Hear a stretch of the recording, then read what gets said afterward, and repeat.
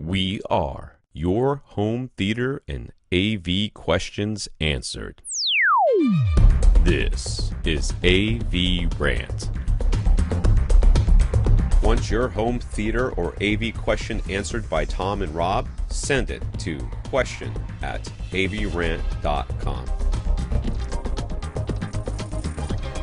Welcome to another edition of AVRant. I'm Tom Andrew, and I'm here with Rob H. This is AVRant. It's your home theater and AV questions answered. And this might be an interesting episode in that somebody requested basically a room EQ wizard tutorial for beginners along with using it with the mini DSP. So I'm going to attempt to tackle that in a somewhat timely fashion coming up later in the show. We'll see how it goes.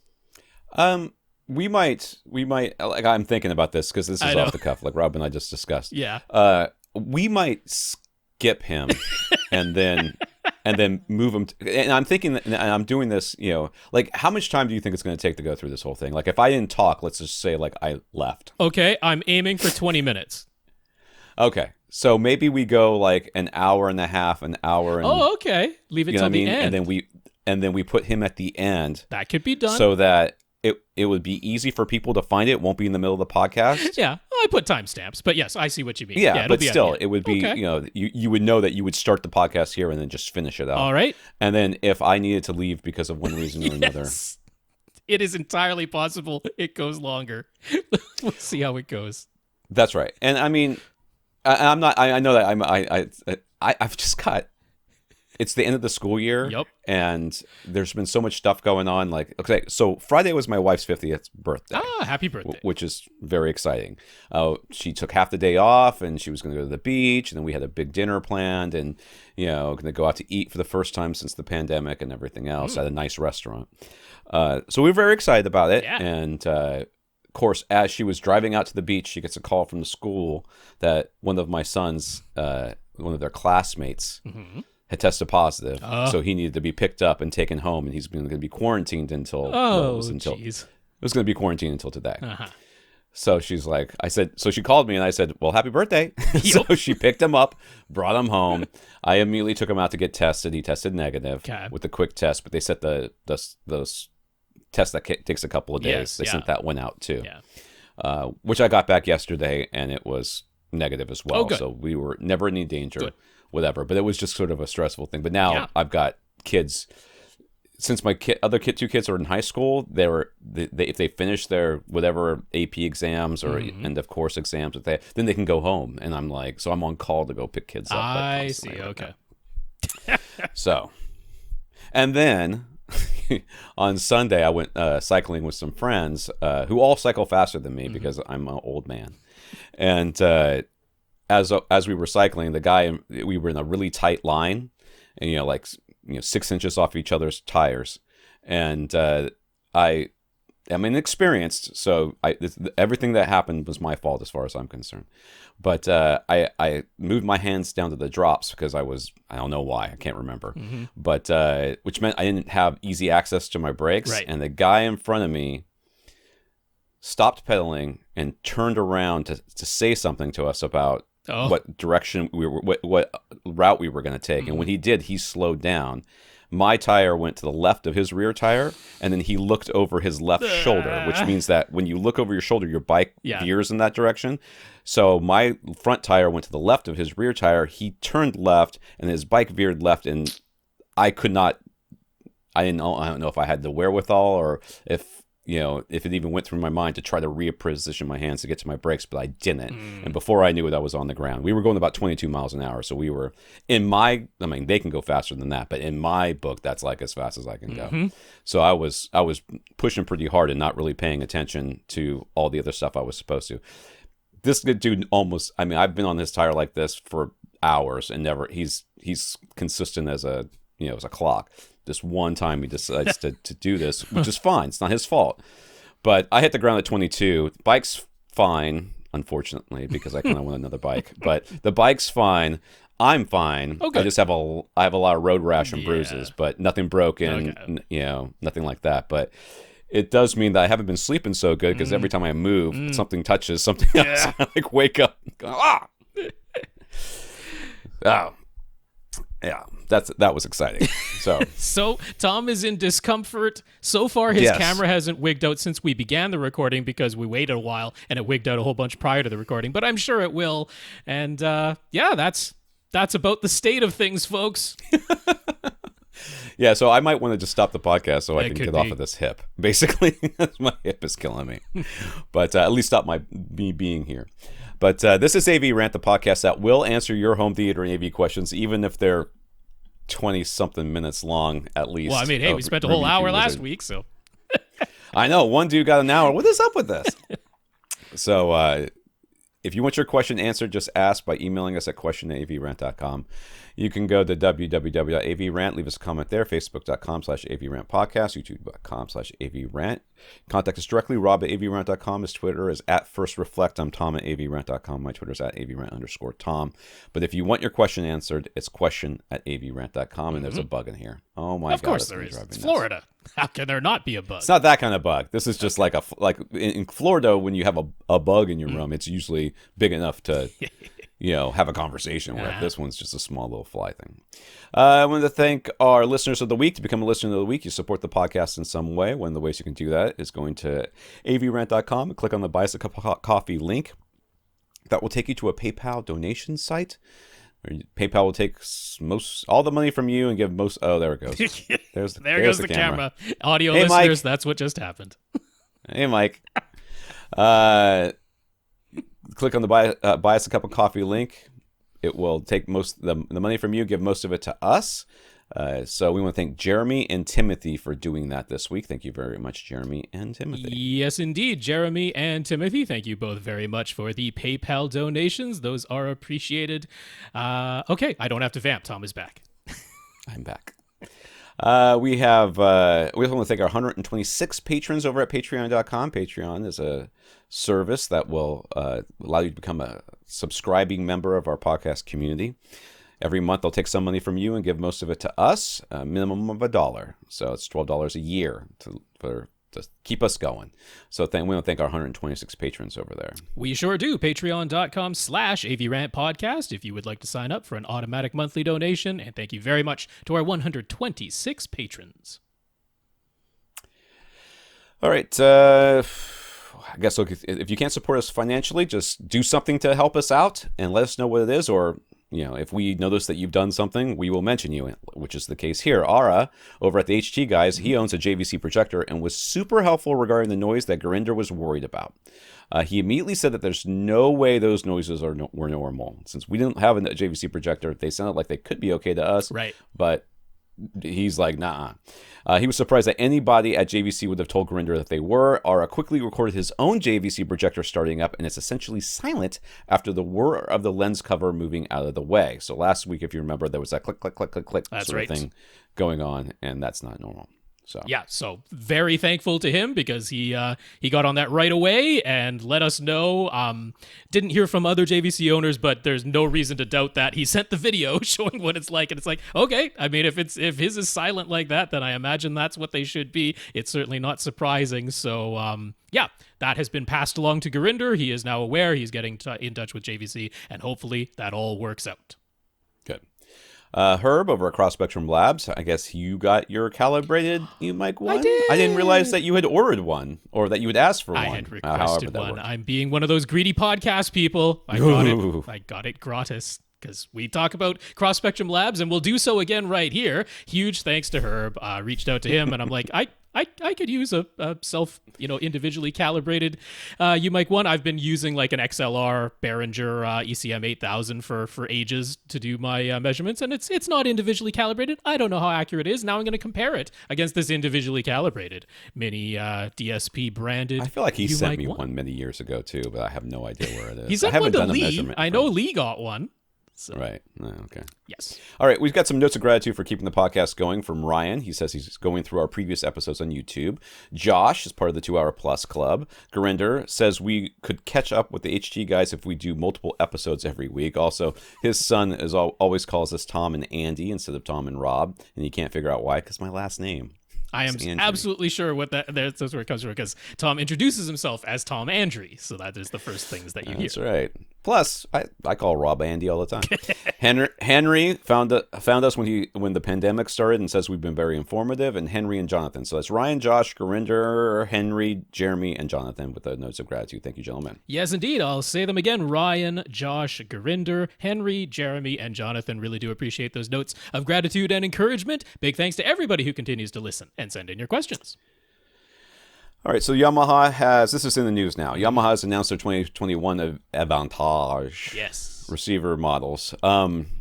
These prices must be converted from Japanese yen. I know they're up on the website now. They're up on the USA have Yamaha they? Okay, website. so they're up there now. I did write an article about this the day it was released. Yes, in Japan. So in Japan. So at that time there was no other pricing. But okay, so the RX. So they're all RXs. They're A8A.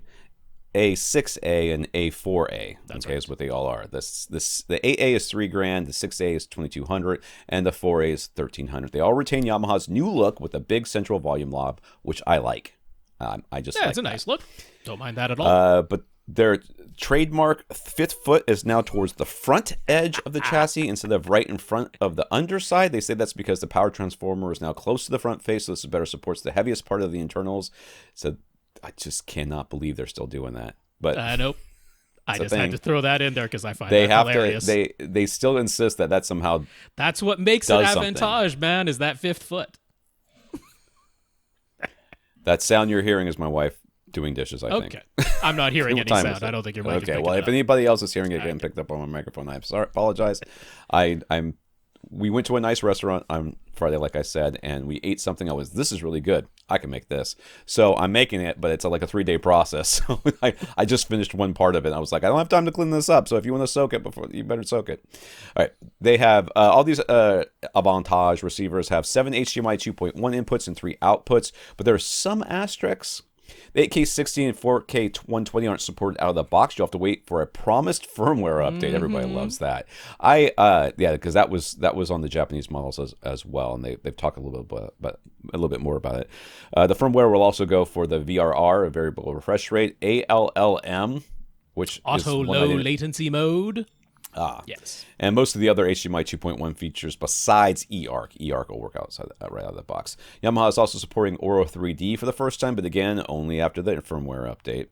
Maybe the most exciting upgrade is the new version of High Precision EQ, which is YPOW RSC with 3D and multi-point. So it's going to be even longer now, I think. It's going to be high precision YPOW RSC with 3D and multi. It's going to be like impossible for me to say on this podcast 2 times in a row without messing it up.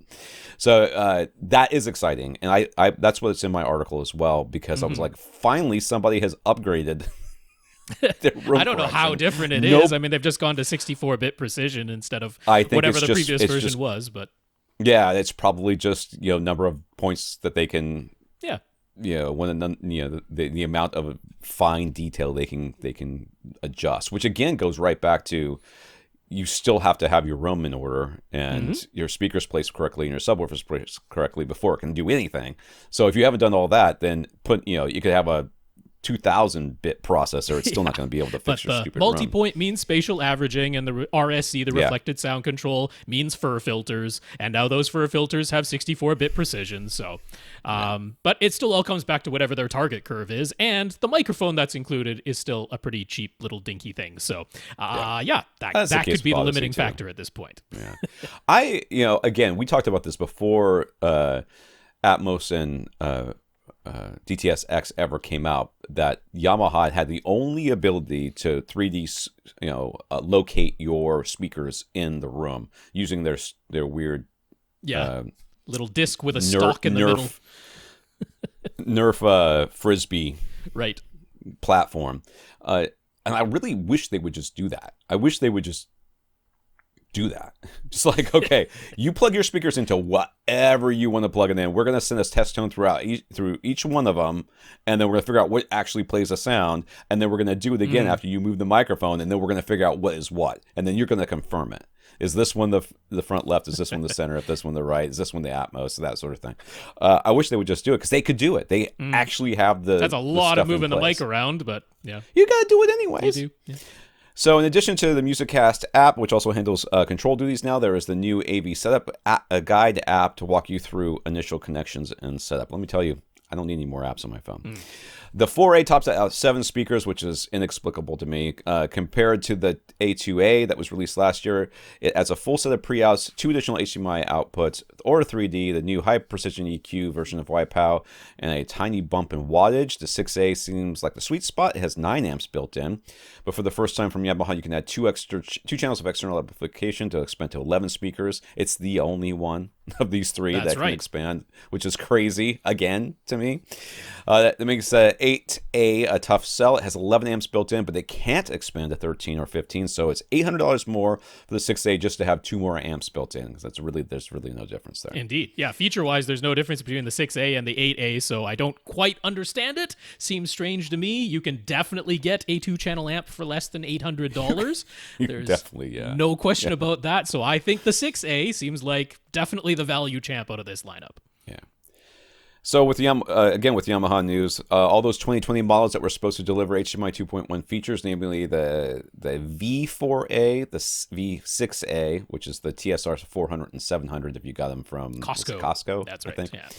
And the RX-A2A, they will be getting the promised HDMI 2.1 fix, but there won't be a firmware update. It also won't be a free outboard adapter like the SPK618 from Sound United, which fixes the den and the rants. Tell them you give them the serial number. They say, okay, that we made one of those. Here's your box that's going to have the HDMI input that you need. No, I'm not doing that. Instead, it's a whole HDMI board hardware replacement. Yamaha says it will be complimentary beginning in the fall of 2021. There'll be more information about it in August, I believe is what they said. And once that program starts, you got 2 years to get it done. But this is like, I saw people like on Reddit being like, oh, I'm so excited. This is the perfect fix. I'm like, this is the least perfect fix. All of the fixes. This is a fix that says, we're betting it will cost us less to ship the people who are willing to do it receivers both ways and do this fix than it will be to create a box that people can just ask for. And that's what it is. It's like, we are going to inconvenience you so much. And if you read the press release for that, it's all trying to convince you that you don't need it. Yeah. They're like, you only need it if you have an Xbox Series X or a NVIDIA GeForce RTX 30 series graphics card, which even that is leaving out the AMD cards because they can do it too. So that's a little bit weird because any of those will work as well. As far as I know, the PlayStation 4 still at the moment can't send 4K 120 through because they never issued any kind of firmware update. It's limited to 4K 60. The Yamaha. Is that the 4 or the 5? A PlayStation 5, sorry.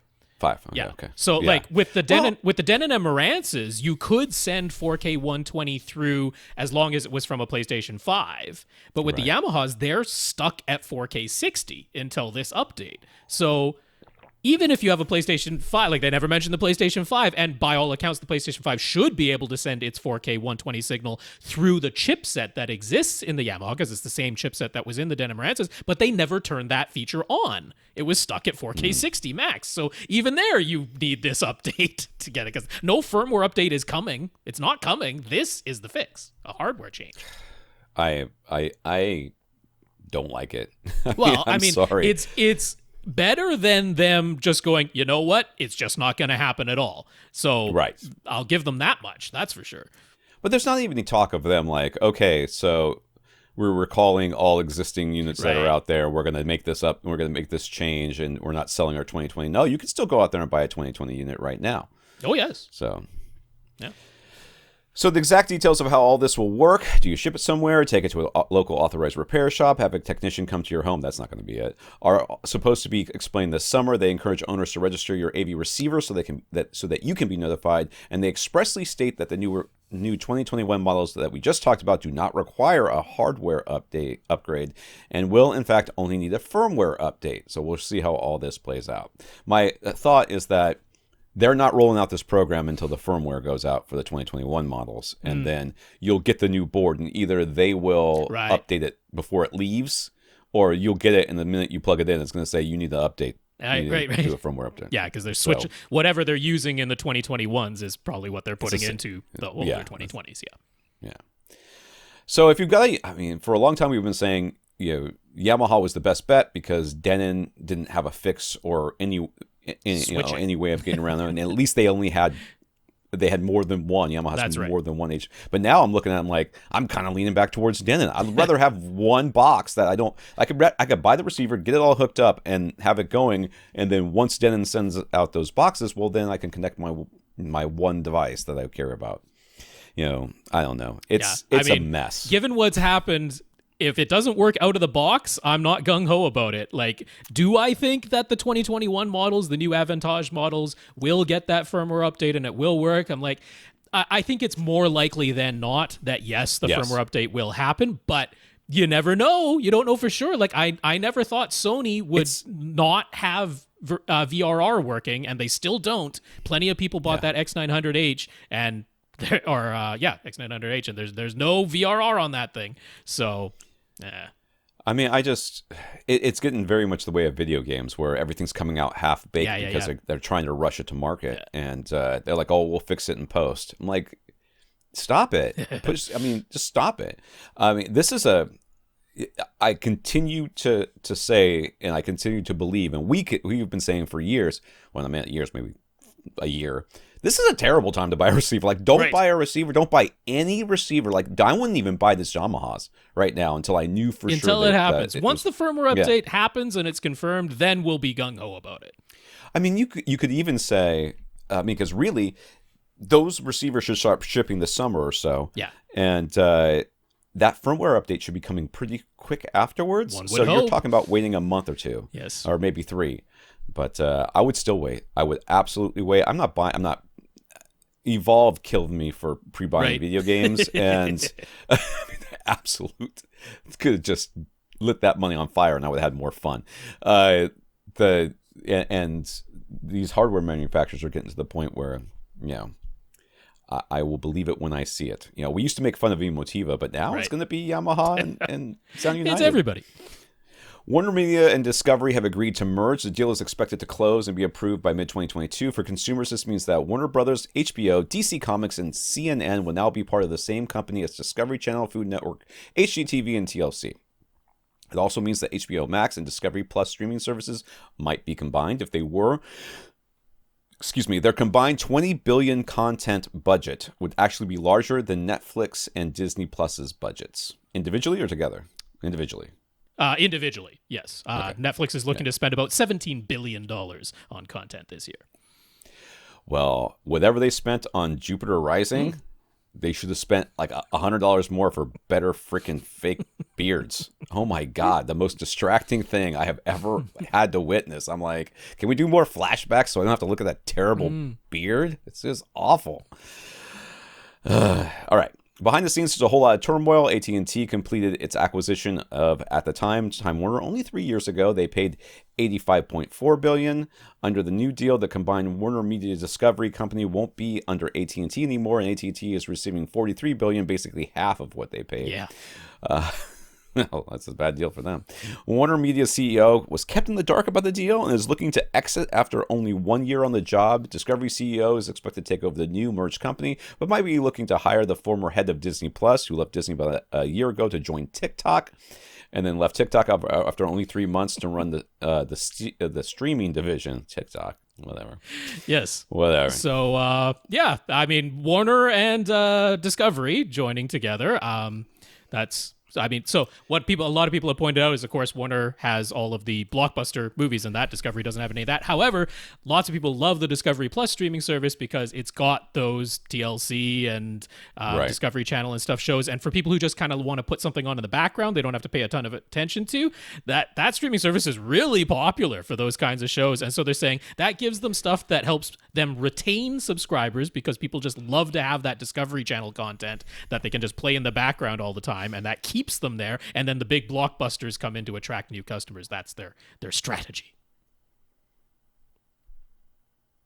Yeah. I don't really see how DC is going to be offering much here until somebody over there gets to figure out how to make a decent DC movie. All right, in the meantime, HBO Max presses on in efforts to attract more subscribers. Starting in June, they will offer 2 tiers, the current $15 a month plan and a new ad-supported plan for $10 a month. They promise they'll have the least amount of ads, 4 minutes per hour or less. And any HBO originals won't have ad breaks during the actual show, but the less expensive tier also loses access to all the day and date theatrical releases. So, whatever. Yep. That's a thing to look out for. If you want the HBO content at a lower price, then you're going to have to accept some ads, but you can get it for $10 a month, but you won't get the day and date releases. And speaking of theatrical releases, even though HBO Max said that all their 2021 movies would premiere day and date in theaters and on HBO Max, they've now reversed that decision for one expected blockbuster, which is Dune. Mm-hmm. Actually, Dune was one of the very few movies that might have gotten me to at least do the trial. That's right. The trial of HBO Max. I'm telling you, I am a Dune fanatic. I've read the books multiple times. When my wife and I were, before we were married and we were traveling around Europe and Asia together, I picked up Dune books as I was, at bookstores, and I would read them and then sell them or, drop them off at whatever hostel we were at and stuff like that. So huge. Dune will get a 45-day theatrical release window when it premieres October 1st, which is 4 days before my birthday, which would have been nice. Yeah. The same theatrical window that Warner Brothers agreed to for its 2022 releases. So far, that's the only 2021 movie to have its theatrical window reestablished, and it's likely because Legendary Pictures financed 75% of the budget. I don't care why they did it. It sucks. Yeah, this was a big shock to me. I mean, I think we predict. I think I said jokingly when they said they were going to do that, like, we're going to see. We're going to see whether or not it's going to stick. I mean, at least Disney's being like, these are the ones that we will do. And we will, and then we'll let you know if we're going to do any more. Right. Whereas Warner Brothers is like, yes, sign up for our service. We're doing all of them. Well, that was the CEO who's now looking to exit since he was left in the dark about the merger with Discovery. That was the big complaint, was that he made that decision and just announced, hey, all of our 2021 movies are coming day and date to HBO Max. And then all of their content producing partners, such as Legendary Pictures, who's pretty darn big, was like, how come we didn't know about this before you announced it? So seems like a little bit of turnabout is being fair play. All right, so are we now onto a different? Okay, yes. Okay, this is something new. All right, in a slightly confusing connection scheme, it turns out the brand new second gen Apple TV 4K has an eARC port. What? An eARC port? Yeah. Okay, so what does that mean? Well, with the first generation Apple TV 4K, you could connect a wireless Apple HomePod speaker or pair of HomePod speakers that would play in stereo. But of course, they would only play when the Apple TV 4K was being used as the source. Now the second gen has an eARC port, and you can output sounds from your TV and any sources that are plugged into your TV. So the Apple TV 4K is kind of acting as a sound bar. I have no idea what you're talking about here. What is happening? Right. So explain this in English. Okay, imagine you plug a Blu-ray player into your television. Okay. And then you want to use your Apple HomePod speakers as the speakers to play that disc, right? No way to do that before. Before, if you were playing something on the Apple TV 4K, you could use HomePod speakers as your stereo speakers to play that sound. Well, now you can have the Blu-ray player plugged into the TV. The TV sends the Blu-ray player's audio out of its eARC port into the Apple TV 4K. And the Apple TV 4K sends the audio to the wireless HomePod speakers. It's basically acting as a soundbar or as a little wireless AV receiver. So it's acting as a device that you send sound into, as well as a device that sends picture to the television and, sound out of it. So it is now an audio input, the Apple TV 4K second generation. I just thought that was intriguing. So if you plug your receiver, everything into your receiver. Oh, well, you wouldn't be using a receiver in this scenario at So all. as long as there's no receiver, okay. Oh, yeah, no, you wouldn't have an AV receiver. That's not for that crowd. All right, so you could use the apps in your TV. Sure. If they were better than the app that's in the Apple TV 4K Apple somehow. TV 4K. Yeah. And then send the audio down and it would still go out to the home. Yeah. This is a very specific use case. This is, you want to use Apple HomePod wireless speakers as your stereo speakers for your television. That's what this is for. And now the Apple TV 4K can essentially act as your soundbar. I find that funny. Comments from listeners. Infinite Gary shared an update about his adventures in trying out a pre-pro that uses DRAC. He uses an Anthem pre-pro in his theater, and he's been using Rant in his spare bedroom setup where he experiments with Atmos, so he's familiar with ARC, which is Anthem Room Correction, and Odyssey Multi-QXC32. He did purchase a Monoprice Monolith HTP-1, but he didn't keep it. He never even got around to trying DRAC on that unit. First impressions count for a lot with Gary, and before he had touched any of the adjustments, he instantly didn't like the user interface or the completely unadjusted 2-channel sound. Okay. Yeah. So that was that. All right. He just hooked it up to an amplifier, didn't touch any of the settings, just played something. He's like, I don't like it. And he sent it back right away. Didn't give it much of a chance. Okay. Since he was itching to buy something, he now has a Lexicon MC-10. He likes the ease of use, and it sounds straight. Ow, touched my hip. Aw, poor Tom. That's a big bruise there, too. Yep. And it sounds straight out of the box right away. So that's in his equipment stack now, and it'll give him a chance to play with DRAC. Okay. Let's give him a track. All right. Bob in the Philippines just want to say thanks for discussing his NVIDIA Shield Pro settings last week. He did not root his Shield prior to sideloading his apps, so he decided it's more hassle and it's worth to try to create a full image backup of everything. He's not sure how he missed the off during sleep setting in the USB ports, but that's working now, and he can't believe how important this one device has become in his home theater system. Multi-thousands of dollars spent on everything else, and now it all hinges on this $200 device. So that's kind of crazy to him. Jay shared Sound and Vision's write-up of a feel-good story for home theater industry for the home. Anyways, ProSource in Texas took on a Make-A-Wish project for a young boy and his family. His first choice was a trip to Disney World, but with the pandemic preventing that, a home theater was his second choice. Several brands, including Sony, Screen Innovations, Marantz, Origin Acoustics, Control 4, Surge X, and others stepped in to donate products, resulting in a 5.1 all-in wall speaker system and a 110-inch projection screen. So, in the Home Alone poster for some reason? Yep. Okay. That's up there.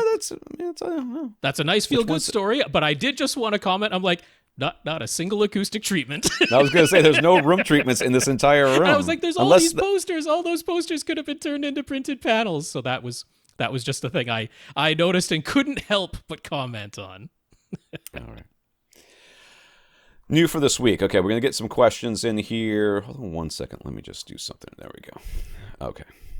No, that's not right. I don't know what's happening over there, but we are about to head into questions. And yes, the eagle-eared among you might recognize that, yes, Mike was on the end of the list last week, but he's only asking about Tom and myself. So I was like, let's hit a few questions that are answered first, and then we'll get to talking about ourselves in a few minutes.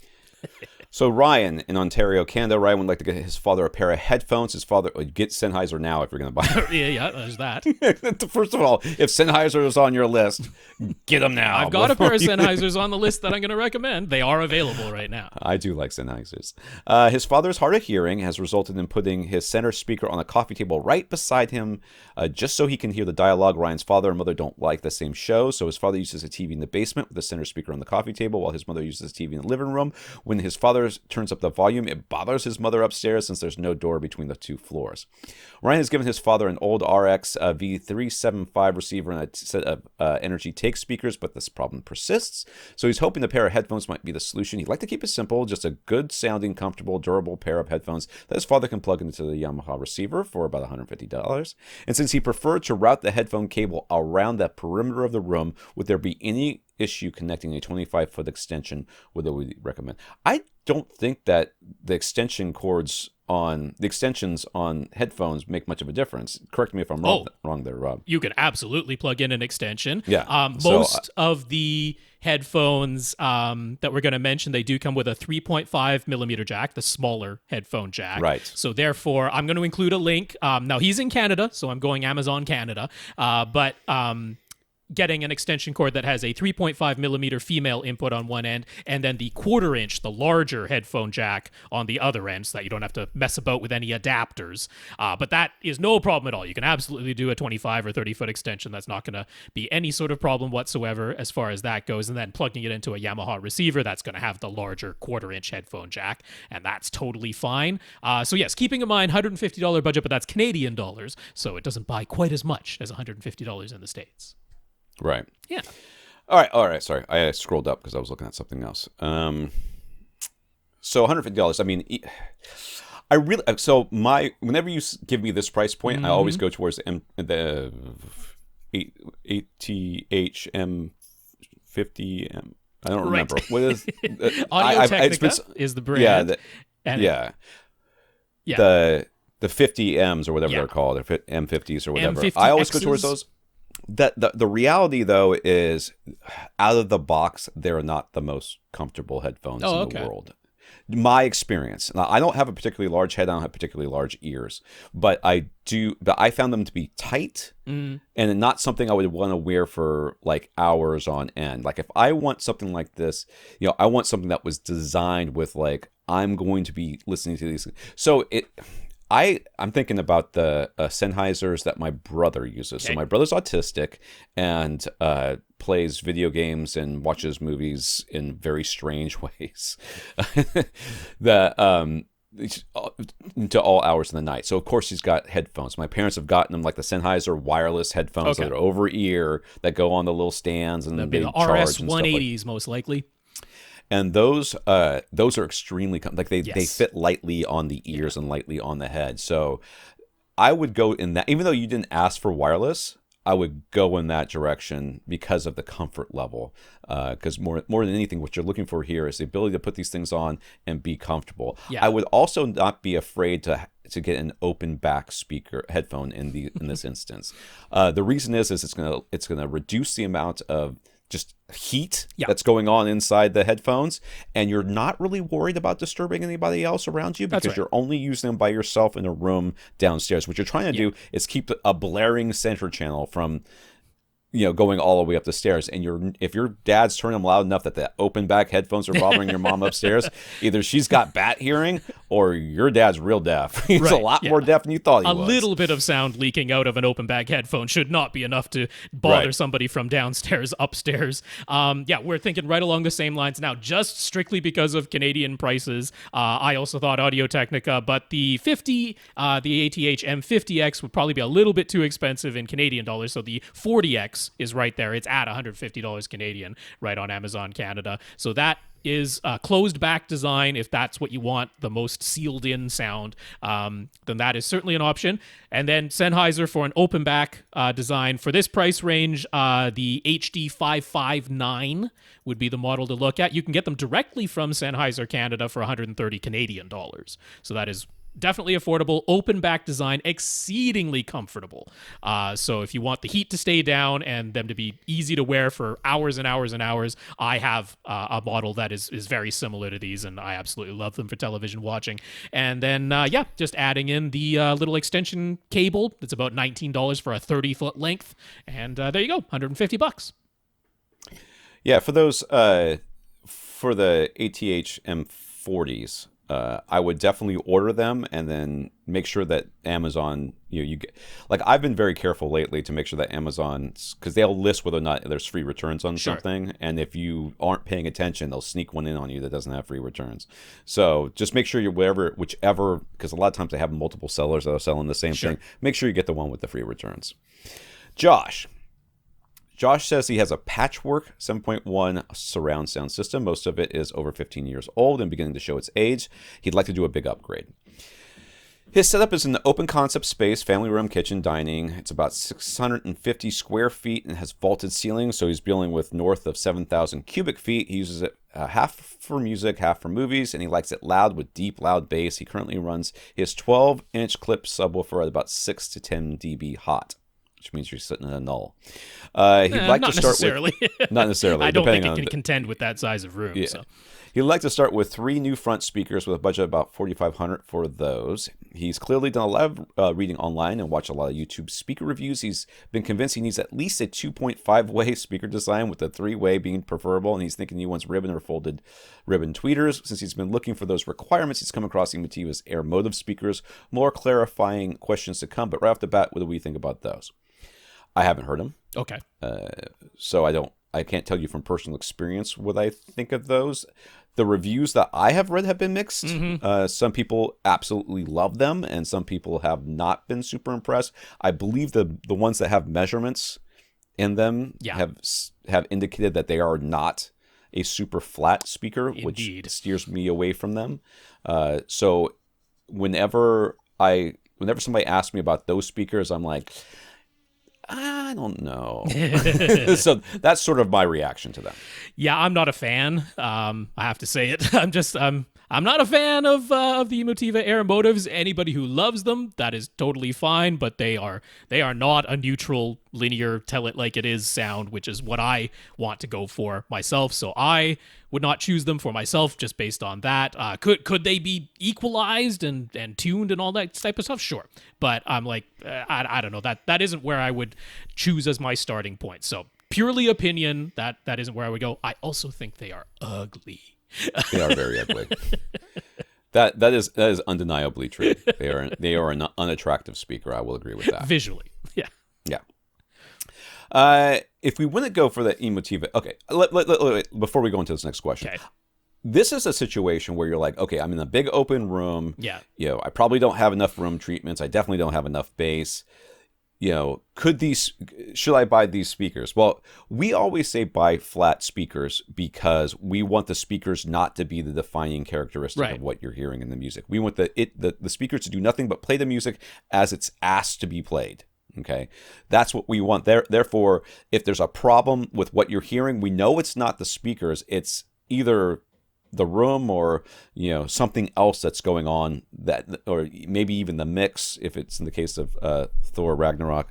There could be another, but we know it's not the speakers. Right. In your situation, in your room, where you're in this massive room, maybe sitting non-optimally, placed non-optimally, all these other things, could a non-linear speaker sound better than a linear speaker in your space? The answer is maybe. It could. That could be the case. It's possible. But doing that on purpose, right? It's very difficult to do. So someone could say, I have the exact same space that you have. I bought the same model home that you did. I put my furniture in the same place that you did.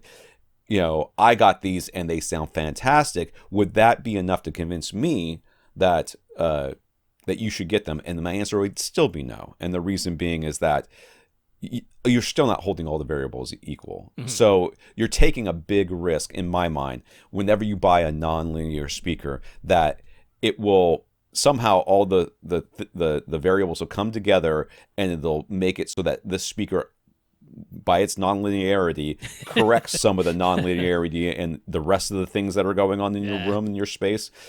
It's just too much of a chance. I'd rather you have a flat speaker so we know, hey, if you can't hear this or this is too loud, it's not the speaker doing it, it's something else. Let's look for that. Sure. The other little matter is the whole looking specifically for a 3-way or a 2.5-way speaker. Yeah. That's is just silly. I mean, I don't blame anybody who comes across information that leads them down that path, but it's completely unnecessary to think of things in that way. What you are looking for are certain output capabilities, which will involve the sensitivity of the speaker and the power handling of the speaker. It certainly is the case that when you are thinking, I want a speaker that is capable of playing very loud, you will, in many cases, find that it is a three-way speaker, simply so that they can have the frequency range over which each driver produces sound is more narrow, and therefore it can have bigger excursion within that limited frequency range, and that's how you arrive at a lot of three-way designs in that. But it is by no means the only way to get there. For example, you could get a JTR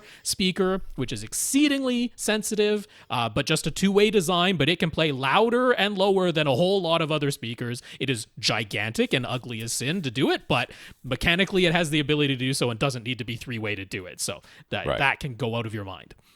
So, the designer of the speaker has an idea of how loud and how low they want their, or how extended. We'll just say extended because we'll mean both sides. How low, how extended, and how loud they want their speaker to play, and how they get there is immaterial for how the actual sound is at the end. So if they use a tweeter that can only play the very, very highest stuff but does it pretty well, and then they get a mid-range that crosses over into it very nicely but can't go very low, so they get a woofer that they cross over into that, well, that will do it. That's your three-way design right there. But if they can get a tweeter that has good extension on the top end, but also plays very low, which is what basically AVRant does with their Varus Grand, that tweeter plays very low so that they can cross over their woofers or mid-range into it, and very nicely, and still have a single driver that can also extend down low enough, then there's your two-way design. So it essentially has the same effect sonically, which is you get from 20 kilohertz down to 60 hertz, whether or not you use 2, 3, or 2.5 in the case of it's not really 2.5, but you know what I mean. Whether or not that's the solution you use to get there, it doesn't matter. What matters is what the ultimate sound is. So looking, to me, that's like buying a car based on the style of tire it has. You know what I mean? It's like the car will get you to where you want to go. That's not the defining factor. So if we want to go for the Emotiva Airmotiv speakers, which other ribbon or folded ribbon speakers should he consider? A Sensera Rals, Chain. We don't like Chain. We don't like Chain, right? I don't think we like Chain. We probably should give Chain another chance because the people who own it and run it now have nothing to do with the original people who created all of my personal bad feeling towards them. So I should probably give them another chance by this point. But yes, I haven't really kept up with them just because with me they had a real bad reputation going back a few years. But it's new people running the whole deal now. So. Anyway, Sensera, Rals, Chain, what else, and how do they compare? So obviously Ascend, because Robs owns them and they're good. When I think folded ribbons, obviously Martin Logan is going to pop up in my head. So that would be the other one that I can think of. Who else, Rob? Martin Logan would be another one to potentially consider. I must have cut out because I just said. Oh, you did. Oh, sorry about that. Okay, I thought you said RBH. Okay. I assumed you were going to say RBH. I did not. Okay, because RBH was the other one. I never think of RBH as folded ribbons because they just started doing them and fairly recently in my mind. So I still think of them as a Silk Dome tweeter. No, yeah, RBH in their signature SV reference series, and call them directly because they're selling off that line. So you can get them at darn good prices. And yeah, in particular, and here's where going back to the whole two-way versus three-way thing, the signature SV661/R, it's not a tower. It's technically a big bookshelf speaker. It's a big two-way bookshelf speaker, but believe me, it can play just as loud, if not louder, than any of these other choices. It has nothing to do with whether it's 2.5 or three-way or anything like that. So yeah, the RBHs are definitely contenders. Call them directly, see what they can do. The Ascend, Sierra, Towers, or Horizon with the RAL upgrade, they're within this price range. The finishes available are gorgeous with the bamboo. It's bamboo cabinets, and seeing that bamboo grain, it's really gorgeous. So if aesthetics play into it, I think those have a big lead. And then they have oodles of power handling. You will want to give them a really beefy amplifier to power in a big room where you need the output, this is a scenario where I wouldn't power them off of an AV receiver, the Ascends I'm talking about. I would give them a nice, beefy, multiple 100-watt amplifier so that they can get up to their full capabilities, because they can take like 300 watts all day long and 500-600 watt I mean, peaks. if you sit in 6 feet away for a moment. I suppose, yeah, but no, it doesn't sound like he is. So. Yeah, it doesn't sound like that way. All right, so what if he forgets? I'm glad he said this because I was about to say it anyways. Sure. What if he forgets about the ribbon tweeter idea? Are there any speakers with dome tweeters in this $1,500 per speaker price range that would stack up or perhaps be even better? Yeah, I mean, you could stick with RBH and find something too. And RBH puts in their flagship speakers.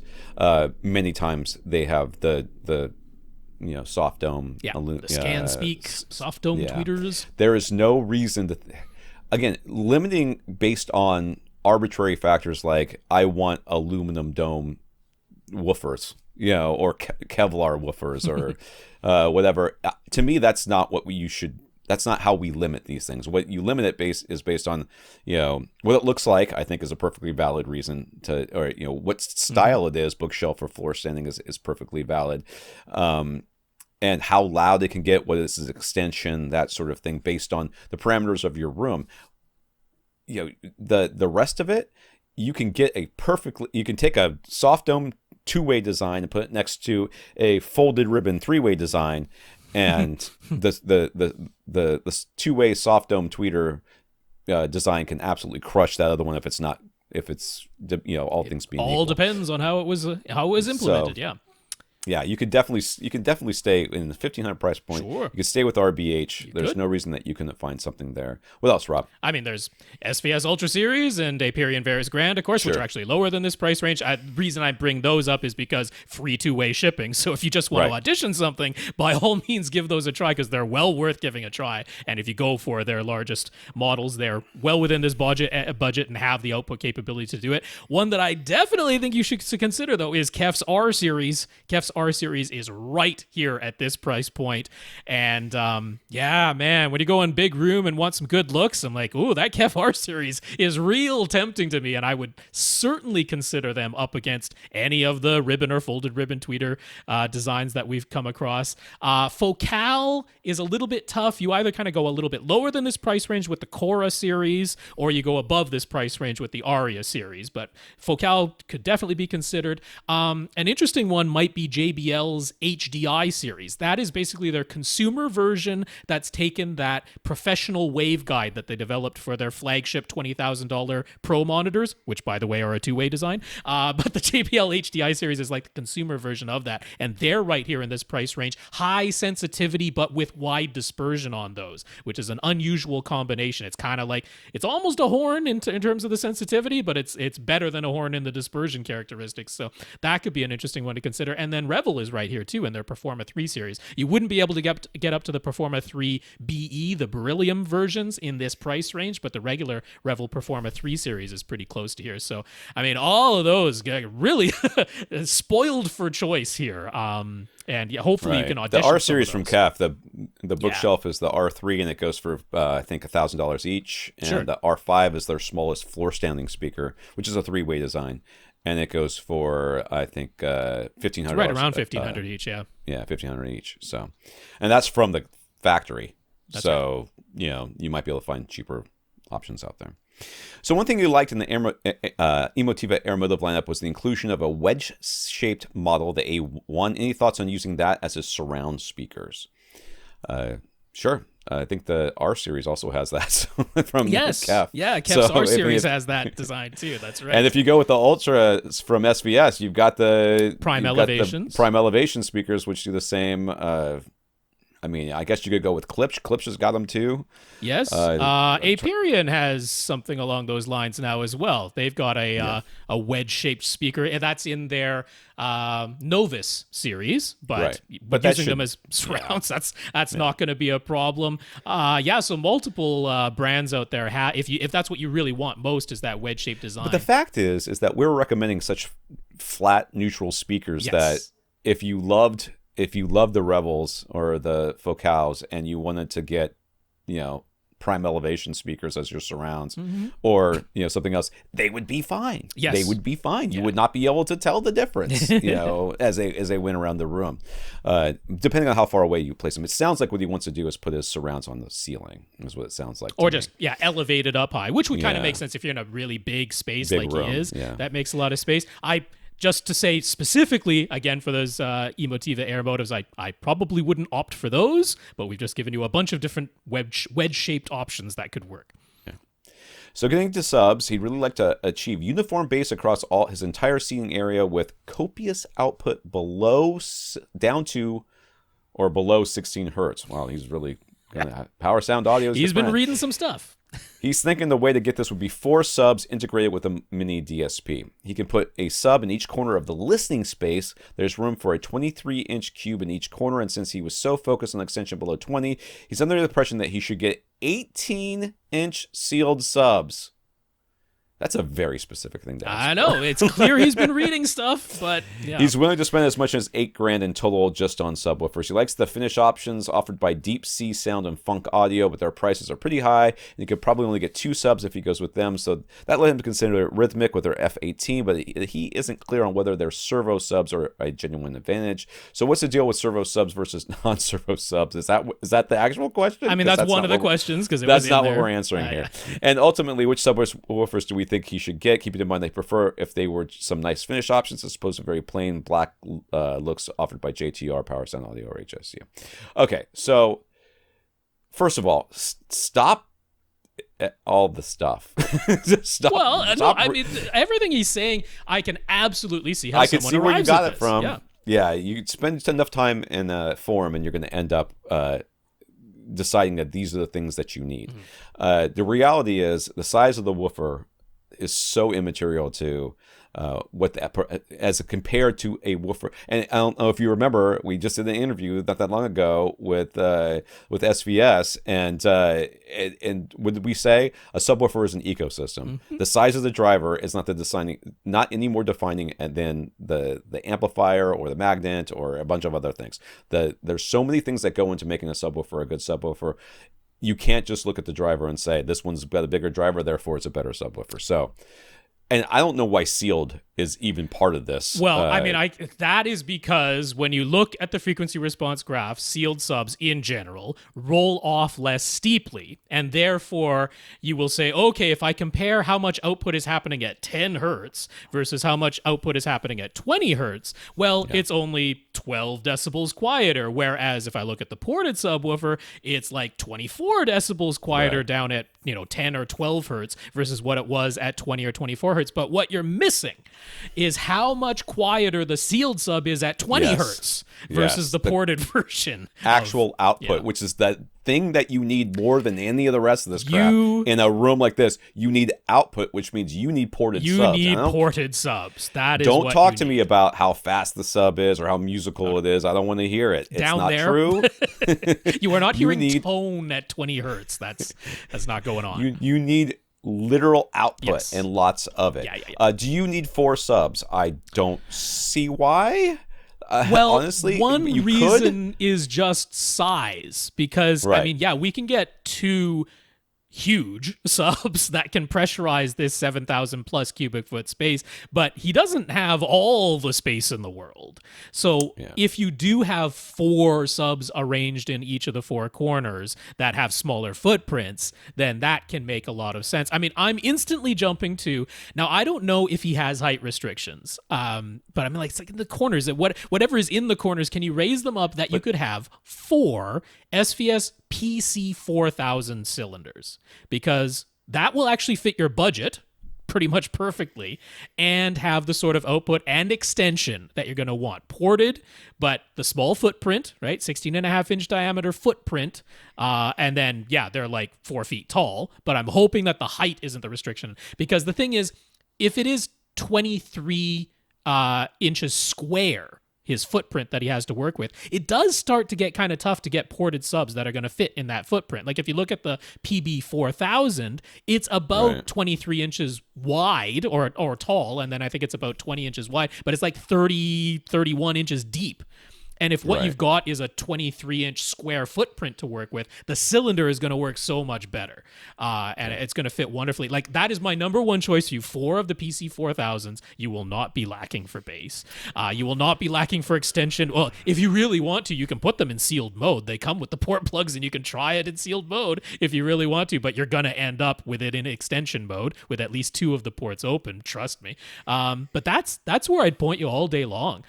In terms of the servo sub question, that is just another method of feedback within the amplifier to try and correct nonlinearity. You can do it either mechanically. That's one way to try to do it. Just control the driver and the amplifier mechanically. You can do it with a servo, which is a form of feedback in the circuit loop, so that it's comparing the output versus the back wave that's created by the motion of the driver and correcting based on that. Or you can do it with digital signal processing, which is how, Monoprice and SVS tune their subs, is with digital signal processing.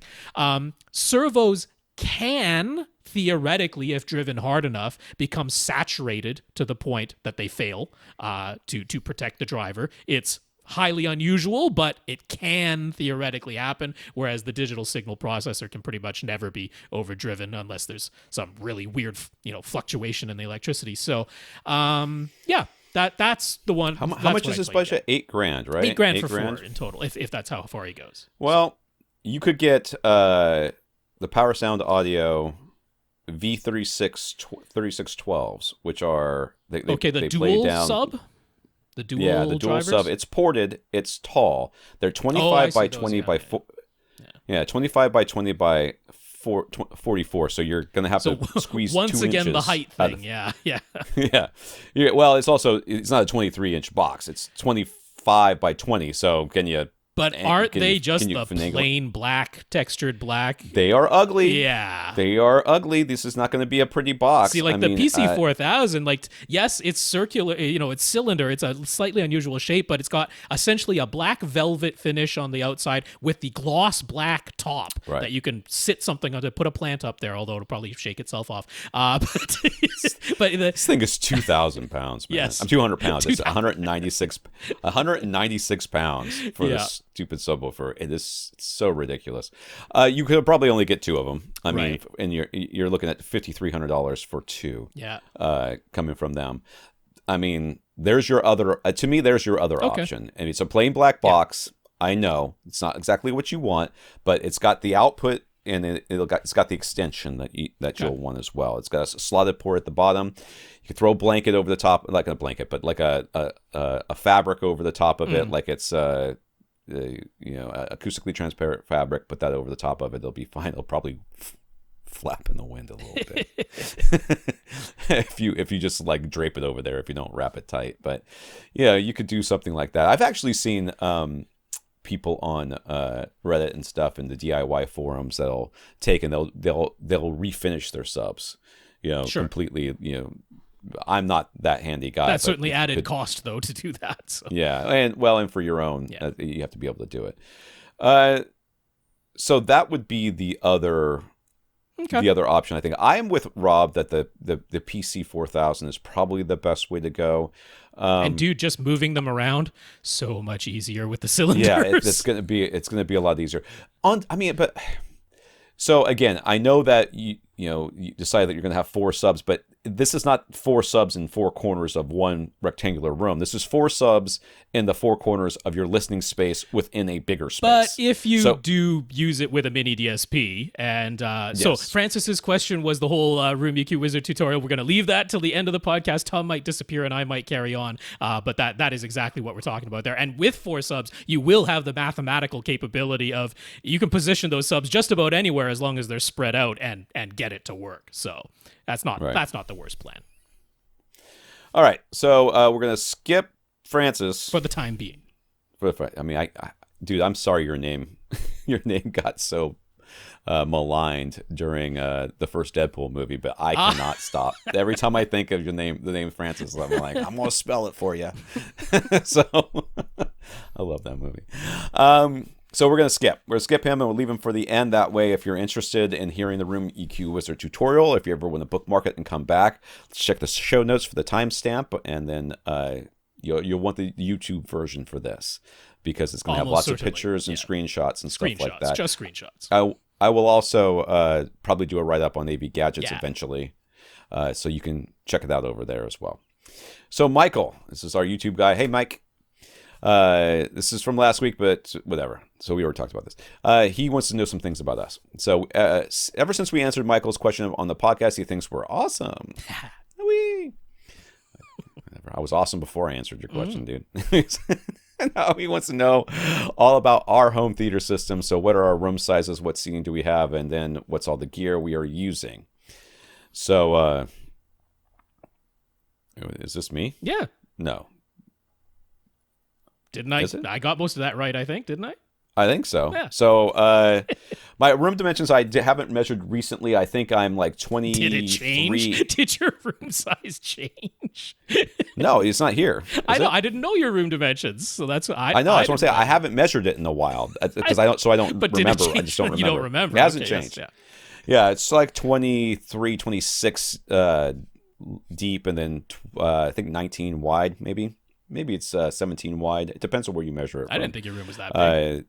I've got a single row of seats. I've got a bunch of DIY panels plus some 3 GIG printed panels, which I just got recently. Mm-hmm. But most of them are DIY panels that I made myself. I technically have 2 rows of seats. I have a big couch that sits just on the other side of the midline point in my home theater. And then there's a small couch on the back wall that does really very little other than hide all of the podcasting gear behind it, which is why I put all that stuff back there. I have a Silver Ticket 92-inch screen, an Epson 5030 UB projector for a receiver. I have a Denon X4400H, a Dayton APA 100 2-channel amp for my top middles. I have 2 PC-12 NSD subs, which are the predecessor by a couple of generations to the PC-2000 Pros, which just came out. I have SVS speakers all the way around. I have Ultras up front, the bookshelves in the center up front. I have Prime satellites as my side surrounds and surround backs. I have Prime elevations as my front Atmos front height speakers and my top middles. I have Santa speaker stands up front too. I also use museum putty underneath all of those. Yep. I use my patented AVRant speaker decoupling device under the surrounds. Excellent. For power, I've got a Panamax, which is not on here, a Panamax battery backup, which I don't have the model number of, right, because it's too small to see from here. And it's also, there's something wrong with it. It's not just, it's not working right. But, and I also have an APC H15, this says 10 H15 voltage regulator. I have a Harmony Elite. This is before they came out with this is with all the buttons on some on the top, some on the bottom, so it's not as good. I have a Roku box, which I haven't used very much, an Xbox One, a PlayStation 3, because I'm a couple generations old, a Sony X700 for my Ultra HD Blu-ray player. I've got a Switch up there too, which is my son. But if you want to know what I use on the regular, it's pretty much the Blu-ray player, the the X700, and the Xbox One is what I use mostly. I have played with the Roku quite a bit. It's a nice little box. It works just fine. The Harmony Elite is, of course, the thing that ties it all together. My projector sits on the shelf at the back of the room. The Silver Ticket screen up front. The 92-inch Silver Ticket screen was pretty easy to put together and has been serving me very well for a number of years. I have blackout curtains in here as well, which I just bought from Amazon. They're just with the grommets, the whatever, and that works pretty well. Though I kind of wish I could. There's one corner of one that I need to tack down so that when I do watch during the day, I get a little bit of light on the screen. But that's about it. All right. What about you, Rob? Okay, my room is tiny. I'm in an apartment. My home theater is the Den, so it is 11 feet by 12 feet. It is absolutely tiny. My seating is from Elite Home Theater Seating. They are local to me. They're in Surrey, British Columbia, so that was very convenient. I've got a 3-seater couch couch configuration, and that gets me closer to enough to the side walls. I can reach out and touch a subwoofer.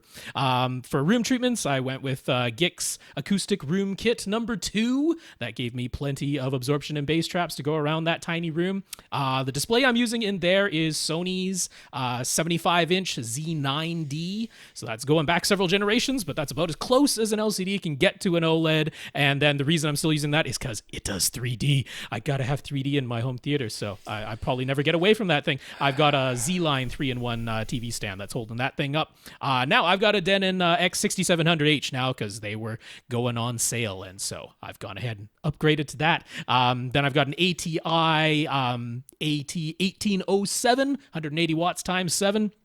So that expands everything, so I can go up to 13 speakers. I still have a couple of Onkyo receivers on hand, so I might expand to 9.2.6 by deploying 2 AV receivers to expand the overhead channels and create myself some top middles in my tiny room with 1 row of seats. Dual PC13 Ultras that have been upgraded to the PC4000 amplifiers handle the bass in there. I've got Auralex Gramma isolation risers that used to cost a whole lot less, so those used to make sense and don't anymore. I have one of those. It's at my parents' house. That's right. My speakers are they're Ascend Horizon RALs, 3 of them up at the front, but they're actually custom designed so that they have custom cabinets. So the center is skinnier front to back than normal, and the left and rights are like vertically aligned, so they kind of look like very large bookshelf speakers. So those were adapted. I've got custom Sierra 1 wide speakers as well that are using the tweeter and mid-range driver from the Horizon RAL, but in a bookshelf.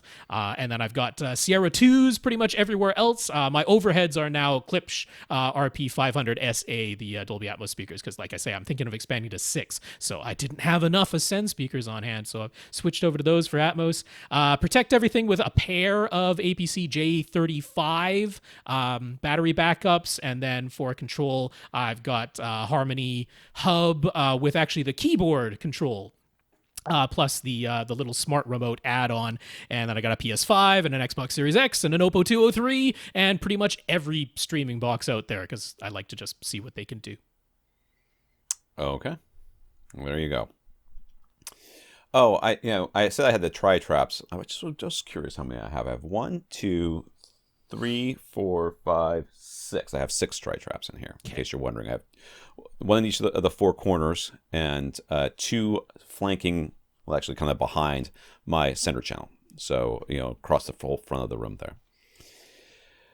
He says, what's the one piece of gear that made us say, wow, I can't live without this? A receiver, I guess. Okay. Literally nothing works without it. What was the biggest wow that I ever had in home theater? While you think of that, I'll just say it's my battery backup. Once I got a battery backup, I'm like, I can't live without it. That's the one that made me say that. Tom? AV receiver is fine. That's a perfectly fine answer. I'm thinking back to my entire history of this, and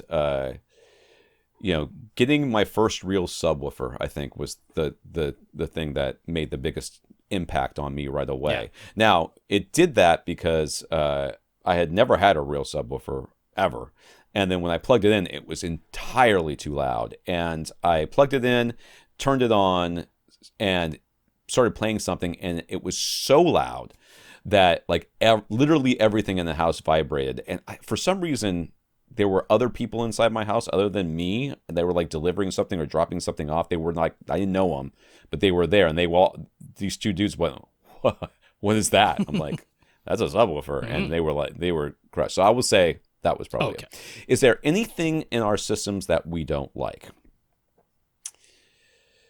Well, I mean, I have a lot of gear I don't use anymore. Okay. I have a lot of gear I don't use anymore. I don't know that I don't necessarily don't like it. I mean, I would say that I don't like my Xbox One all that much because it irritates me to no end because of the whole audio issues that we've had. I really want there to be the source that does all the things I want it to do without being weird. Mm-hmm. So good luck. Yeah, I know. There was a lot of years I would have said my couch. Now, we've gotten a new couch recently, and recently I mean since we've moved back from Australia. But we bought a big couch for this room that's, it's microfiber, and it's got 3 big seats on it. 2 of them recline with our power recline. One's manual recline. The seats that we had before that were leather, and they were too big for me, and I hated them. So there's been times I've gone, for a lot of years, the little base module I had was the thing I hated the most. So there's been times that I've hated a whole bunch of stuff in here, but I'm really pleased with everything I've got in my system right now. I'll tell you what, in my room right now, the thing I like least is the ceiling fan. Okay. I need it. I can't get rid of it because it's hot in here, but and it's just, it hangs down too low, and I can't raise my screen up high enough so that my screen needs to come up about 3 inches, so that when you're lying down on the couch, the center channel isn't cutting off the bottom little section of the screen there, and I can't do that because of where the ceiling fan is, and it bugs me. All right. I don't like my wiring because it's visible and it's running everywhere, but I'm not going to go in wall, and I'm probably not going to put up flat wire and then tape over it and repaint and all that stuff. So that's the thing I like least in my system, but it's a necessity. Okay. Yeah, mine's a spaghetti mess back there. What's the next upgrade or downgrade? I'm not going to downgrade. I guess my next upgrade I can see in here. I mean, more than likely it's going to end up being a receiver for one reason or another. But I see myself going to a flat panel, a very large flat panel in here before I see anything else changing. I don't see my subwoofers changing because I don't need to. I don't see my speakers changing unless some manufacturer is like, Tom, we want to give you a whole new speakers so that you'll talk about them on your podcast. Okay, well, send them over. That's about the only way I'm going to change my speakers because I really love them. So yeah, that's the next thing I see upgrading in my home theater would be going from a projector to a flat panel. All right. I will, as mentioned, almost certainly give 9.2.6 a try. And I might end up with something that can do direct to give that a try. I'll almost certainly grab myself a mini DSP 2x4 HD. So that's probably the first one because that's the cheapest by far is a mini DSP just to try that out. So that's probably the next one. What's our go-to demo? Movie, music, or game? Well, I guess it depends on who's here. Yes. I tailor it for that. So if I'm looking for a movie, I'll usually grab one of the Lord of the Rings movies. Jurassic Park, the 4K version has insane sound at the beginning of it. I've done that before. For music, as far as demo, I let people pick what they want within reason. But if I'm demoing speakers, I have oodles of discs that I use. But the first couple I grab, there's a demo disc that we all put together for the speaker shootout I did when I worked for Audioholics back in the day, which has a bunch of different tracks in it. There's a disc I got from Bang & Olufsen when I went on their factory tour, which was a demo disc specifically that they gave all of us, which I use that quite a bit because it has some very good tracks on there. And then there's Yellow, which is a band, and their album The Eye has 2 tracks I use. One has a bass sweep on it, and one has a side-to-side pan that is, I literally I just listen to that song until it gets to the side-to-side pan, and then I turn it off. It's not a fun album to listen to in general. It's just, it's sort of weird and electronic, but it has material on it that I use to demo. So yes. So I would certainly say my 2 go-tos, having somebody over, just want to quickly demo the theater and have them say, wow, that's something. Chris Body in Boston, that concert, definitely put that on because just fantastic production value and really beautiful music. So that is a great one to put on in a lossless Dolby True HD soundtrack, and it sounds really good upmixed as well. And then just for something bombastic, but still fun to look at and listen to because the score is really good beneath it. The opening of Star Wars Episode 3, I know of all the Star Wars movies, why that one, but Episode 3, it's that huge space battle that's going on. There's tons of panning sounds, circling sounds. The John Williams score that's going on is fantastic at that point. So, and then visually, lots to gawk at, and the HDR version looks really good and all that. So I used to do Attack of the Clones all the time. Sure. The overhead. The ship coming overhead. I've got some Blu-ray. I've got like Diana Krall live in Rio, which I'll sometimes put on, or there's a Blue Man Group one I have as well. So if people want to listen to lossless music, I've got those options. So what's our favorite movie? Just what's your favorite movie, Tom? favorite movie. Oh, jeez. I mean, if you go by the movies I've seen the most times, you'd probably have to be like either The Crow or The Descent. Okay. Something like that. I've seen those movies so many times. The Crow I saw in the theaters like a bajillion times. I mean, if you're just going by number of times I've ever seen a thing, that would be up there. Those two would be up there. I don't know that I have a favorite movie that I could say that I watch, but my wife has two favorite movies, which are Love Actually and Moulin Rouge, and we watch those movies all the time. And I like them. I like them as well. I really love Moulin Rouge. Love Actually is also a movie that I find to be enjoyable. I know it's a little silly, but I think that all those. I think that you could pick some of those, and I mean, I like Lord of the Rings. Yes, I like a lot of the Marvel movies. This is supposed to be a simple question, Tom. What's your favorite movie, Tom? I don't know. I can't answer that. All right. You know what? I'm going to steal the one you always use as demo, but can I just say Jurassic Park? It's my favorite movie. Sure. It's a fantastic movie from beginning to end. It's a roller coaster. It's awesome. Yeah, it's my favorite movie, Jurassic Park. I don't know that I would say that was my favorite. The first Star Wars movie, maybe. Could be. I had to watch, if I had to pick a movie that I was only going to watch that one movie forever, I still think it would be The Crow. All right, Henry. Henry has an Epson 5040 UB projector. He attached a piece of wood to his ceiling and then attached his Snap AV projector mount to that piece of wood, since the location of the ceiling joists weren't exactly where he needed them to be if he were to connect the projector mount directly. The door to the theater room is on the back wall, just to the right of the projector. Whenever the door is opened or closed, the image on the screen vibrates quite noticeably. So is there any way to damp those vibrations of the projector aside from doing any structural work to the ceiling? The door opens and the projector vibrates. This is what he said. Did he use drywall anchors? I mean, I thought the whole point was he was going into the joists. Well, the piece of wood goes into the joists, and then the projector itself goes into the piece of wood, or the projector goes onto the mount, and the mount goes onto the piece of wood. Well, I understand that, but I don't understand how. I mean, the opening of the door would have to shake the ceiling joists in order to shake this thing, which seems unlikely, I guess. I don't know. But yeah, I don't have any solution for this other than putting something underneath it. I mean, I don't know what you would do. Well, about the only solution I can come up with that doesn't involve, getting into the structure of your building, because that's the issue. The issue is that your whole building structure shouldn't be shaking. Maybe when a door slams, but not when it opens. That seems a little bit, but who knows? Maybe, party wall was constructed and wasn't anchored properly to the foundation or something, and that's what's happening. The whole wall is shaking. So Chief does have a damping device for projector mounts. Now, you're going to look at this thing if you look at the pictures. So it's called the CMA347 from Chief. It is a vibration isolator for projectors. And you're going to say, oh, that looks like I mount my projector onto that thing. Nope, the 3 spokes that hang out of it are just counterweights. So you connect the ceiling mount to this triangle looking thingy with its 3 arms sticking out, and then below that you have another extension that actually connects to your projector. So this sits in between there and acts as a vibration damper, and it's got these counterweights that go on the outsides there. It's $300. $300. $300. Dude, that's the only thing out there that does this. Okay. Yeah. So he's considering a projector upgrade. He contacted Epson, and they indicated that they don't have any plans for new home theater projector models anytime soon. So should he go ahead and get a JVC NX5 or maybe the Sony VW325ES, or should he wait? What has he got? He's got a 50. He's got a 5040 UB.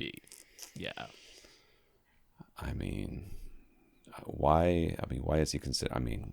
Well, I have no problem saying go with the JVC. Yeah. I mean that is a good upgrade. It is from what you have.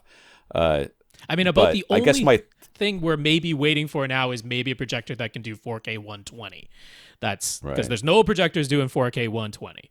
So that might be the only thing. Are you a heavy gamer? Are you getting the new game systems, the new graphics cards, and you really want 4K 120? Because if so, then you should probably still wait, because there aren't any projectors that can do that yet. But if what you care about is movies and HDR and 4K resolution, then getting a JVC right now is not a bad move. But out of those, that's the only one I would consider. Right. I just don't know if it's like the huge upgrade. It's a pretty good upgrade from a 5040. It will definitely be better. Oh yeah. I just you would see it. You would notice. You would notice. Jeremy, this is from France, en français, which is probably not anything French. Jeremy is the fellow who had the open room and went with the in-wall speaker plans from the Klipsch Design Center in France. Everything took longer than planned. In fact, Klipsch wasn't going to be able to deliver his speakers for several months, so he hired a contractor. Some plans were altered, and now Jeremy and his family have moved in, and the home theater is installed. He ended up with a 77-inch LG CX OLED as planned, plus the in-ceiling motorized lumining screen. Okay. Lumen. I don't know what that's.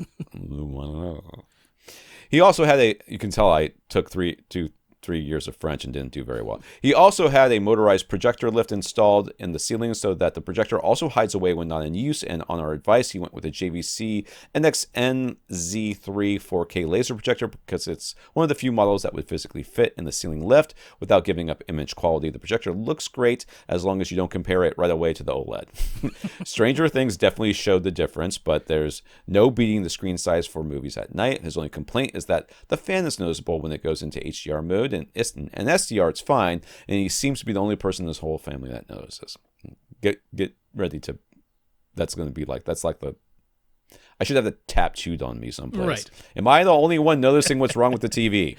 Am I the only one that can hear this? For speakers, he ended up with focal in walls and a pair of SVS SB2000 subs. It's a 5.2.4 configuration with Denon X3700H powering everything. He has to admit, Atmos seems overrated. Also should be tattooed on me someplace. One issue is that very often the French soundtrack is only available in 5.1 and only the English soundtrack is in Atmos. I know, dude, we're terrible. It has led him to buy more 4K Blu-rays, but overall going for the 9-channel receiver and installing the in-ceiling speakers was probably a bit of a waste. I'm not going to say that I didn't warn you because I probably did. I like this little projector thing dropping down. That's kind of cool. Yeah, that is cool. Yeah. What matters most is that his whole family loves the setup. His wife says it's a movie theater at home, but better, and she's the only one saying to turn up the subwoofers.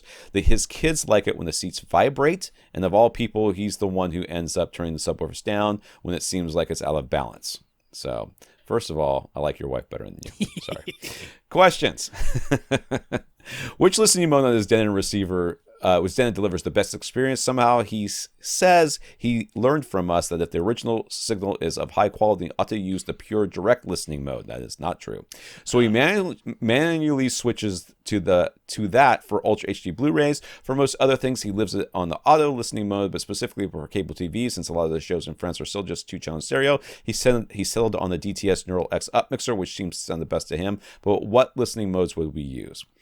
Okay, first of all, pure direct should never be on ever. Yeah, I have no idea how listening to us he arrived at ever using pure direct or direct. Well, English is a second language. Let's give the guy a break here. Sure, but I'm just saying that. So just to clarify, we would other than in test scenarios where we're doing some room EQ measurements and we want to compare bass management on versus bass management off, or Odyssey on versus Odyssey off, then we'll quickly flip to direct mode to test the everything off, all the bass management in Odyssey that we're trying to apply. You can turn that off by flicking to direct, but when you do, all that stuff goes away. Your room correction, your bass management, it's all gone when you flick to pure direct, so we would not recommend that for your movies whatsoever. The auto listening mode is pretty darn safe if what you want is for all 9 of your speakers to always be active, because that's what the auto listening mode does. The auto listening mode, no matter what the signal is that's coming in, it will either play back. So if it's Atmos, it'll play it in Atmos. If it's DTS-X, it'll play it in DTS-X. If it's anything else, it will use the associated up mixer. So it'll use the Dolby Surround up mixer for any Dolby signals, Dolby Digital 5.1 or Dolby Digital 2.0 for that matter. And if it's a DTS signal coming in, it'll use the DTS Neural X up mixer. So auto is a safe bet. You went ahead, you set your sources to bit stream out. Yeah. Yeah, so that it's letting the receiver doing the decoding. When it gets that Atmos signal, then it will use all the speakers the way it's supposed to. So the question that when it comes to time to decide what listening mode to use. What you really want to do is decide which listening mode you want to use when you have to upmix something. So you've already kind of done that with deciding that you like the DTS Neural X upmixer. Sure, for cable, that's fine. For cable or whatever other, because as the, for each source, you'll have to decide, if you're going to, which upmixer. So usually we say use the game mode, and then within the game mode, you'll use whatever upmixer you're going to use. So, and that on the Denon, that's usually pretty easy to do. You just hit the game button on the remote. That's right. it'll pop up a bunch of stuff, and then if it's coming in and it says DTSX, or it says 5.1 or something, anything other than Atmos or DTSX, then you press the game button. You pick the Neural X upmixer on the game mode, and Bob's your uncle. But you'll have to do it for each source. That's right. And sometimes for each type of signal.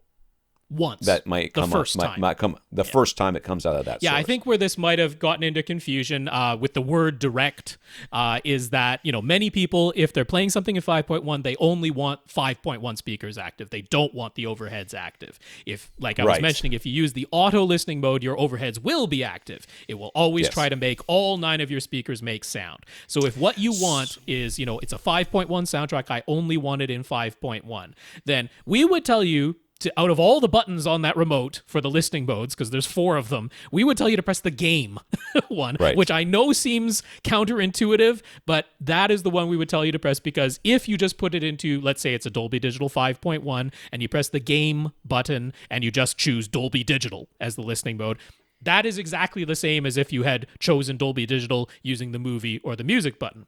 The difference is if you do want to apply an upmixer, and let's say you want to apply DTS Neural X to a Dolby Digital 5.1 signal, which wouldn't happen automatically. Under the auto, it would apply the Dolby Surround upmixer.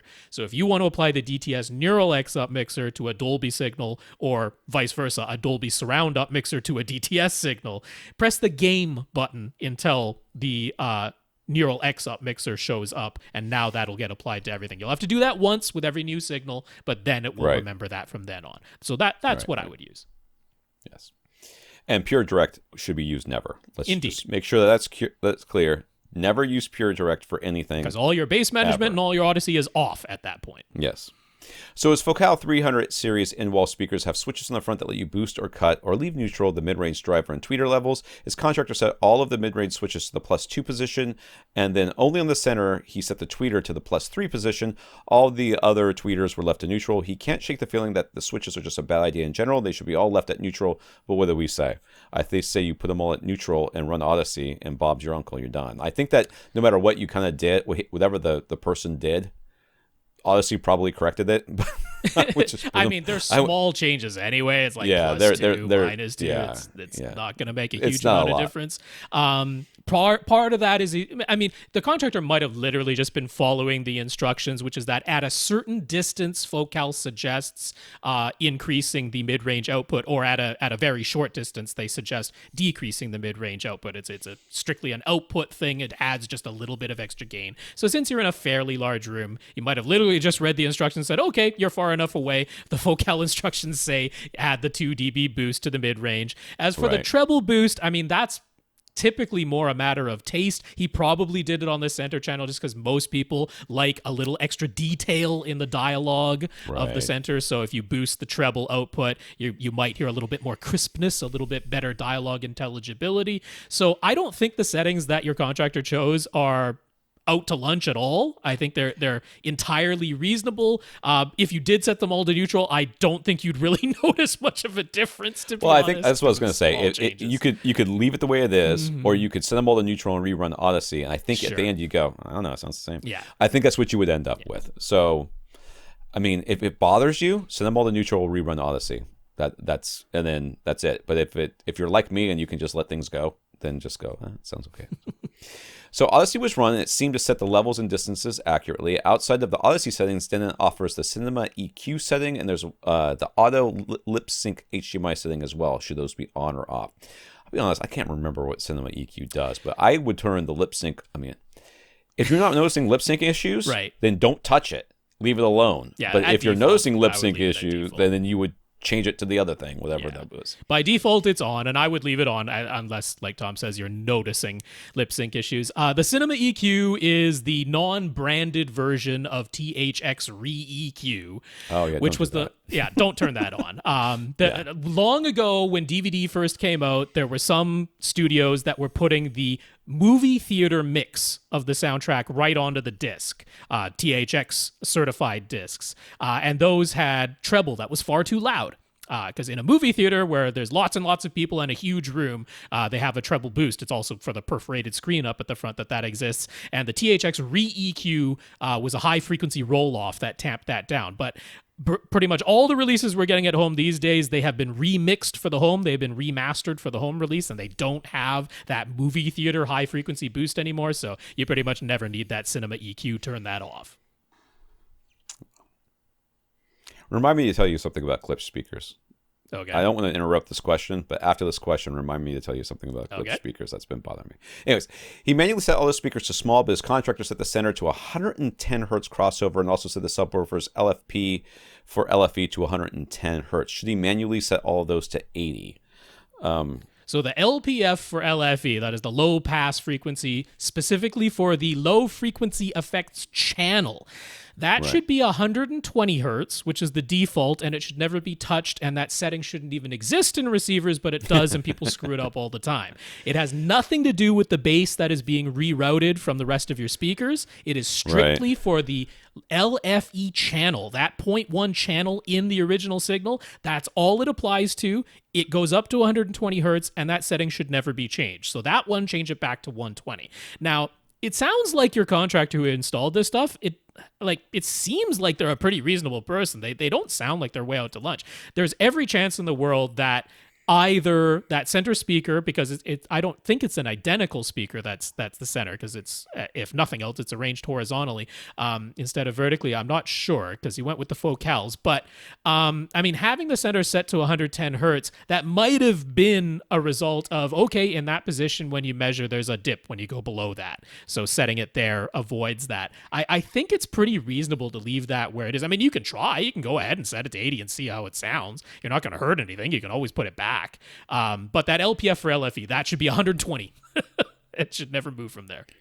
So there's a 300 IW in wall LCR 6. So, and this does have a switch on it. Okay. I'm trying to see the specifications. Here it goes. It says it is down frequency response -3 down to 40 hertz. So if that's the speaker that you're talking about, I mean, I would.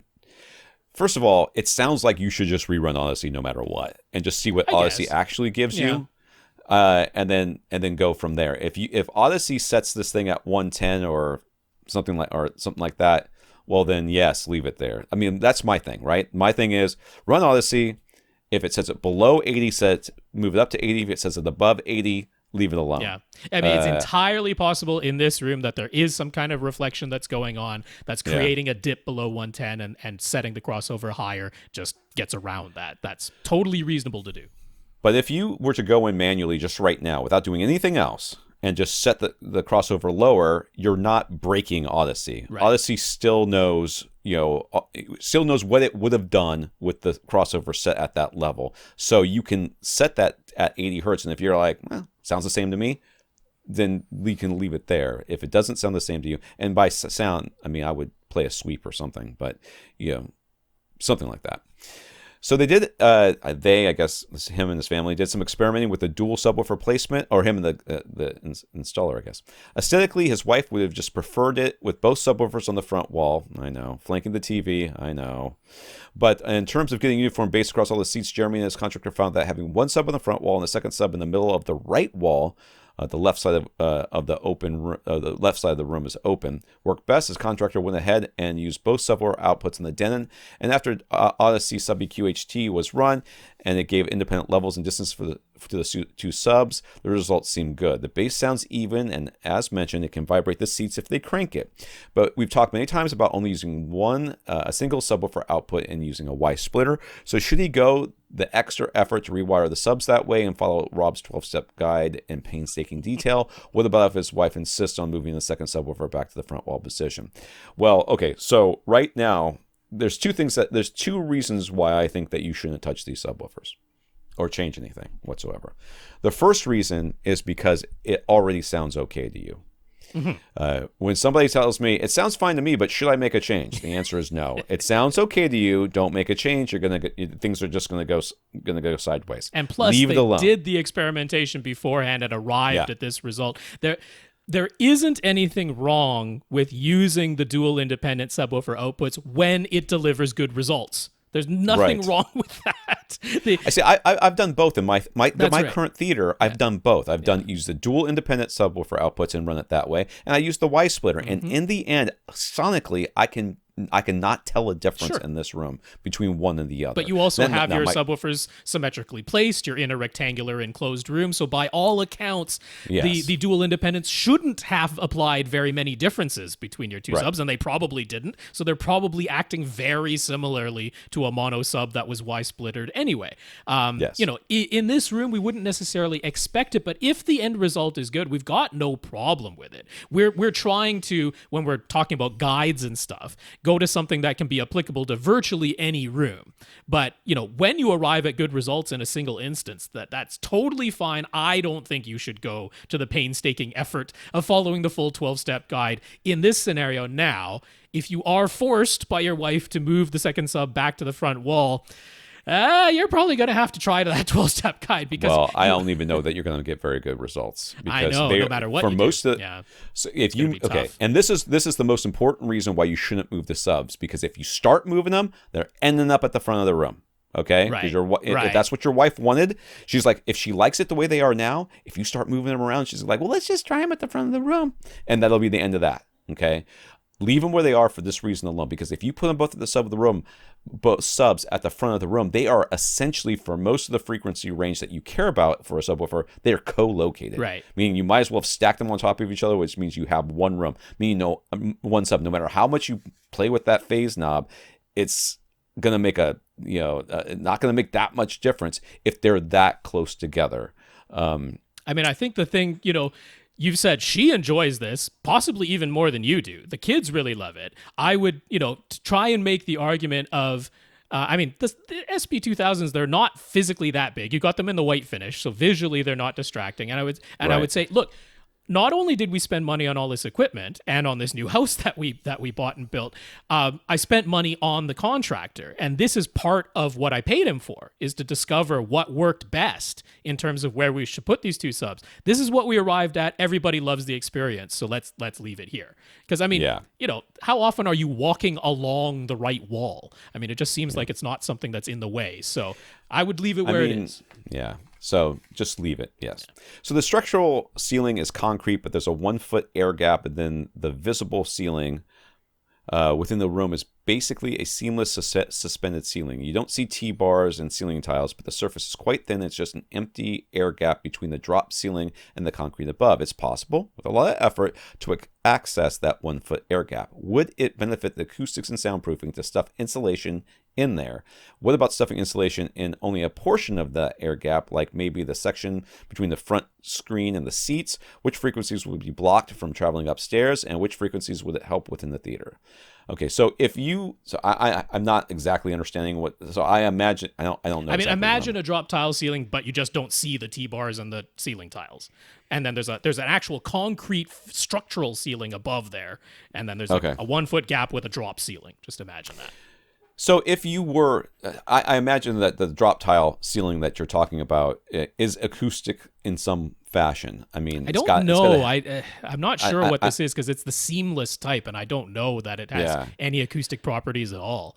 So at the very least, the bass is probably passing through uninhibited all that much. It's not being blocked, the bass. So if you were to fill that entire air gap with insulation, you would be creating a ginormous bass trap that would suck up some of the bass in the room. Would that benefit your room? Yes. Yeah. How much would it block the sound from going upstairs? Unless you did it to the entire house. It would have to be the whole ceiling, and not even just the theater portion of the ceiling, the whole open to the left. All of it. All of that too. All of that too. And even then, I would still say, it's only going to block some, but not a whole lot Right. because there's so many flanking paths Yeah. that you can that are available. Yeah, like to doing this. just a portion in here doesn't make really a lick of sense, to be honest. Well, I mean, he's still creating a bass trap. I mean, it's still doing something. Is it sonically?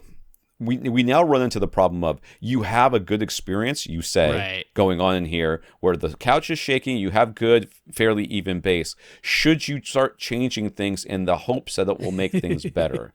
The answer is you better be sure that you're willing to deal with the consequences. Yeah. And that's why I'm saying don't move the sub, because if you start moving the sub, you're going to end up moving it to the front of the room, which is going to be the consequence. And then now you're going to have to deal with it. Like as dealing far with as that. soundproofing from sound transmission going upstairs, it's just not putting gonna work. insulation, especially insulation in only a portion of there, that's not really going to do much on that front.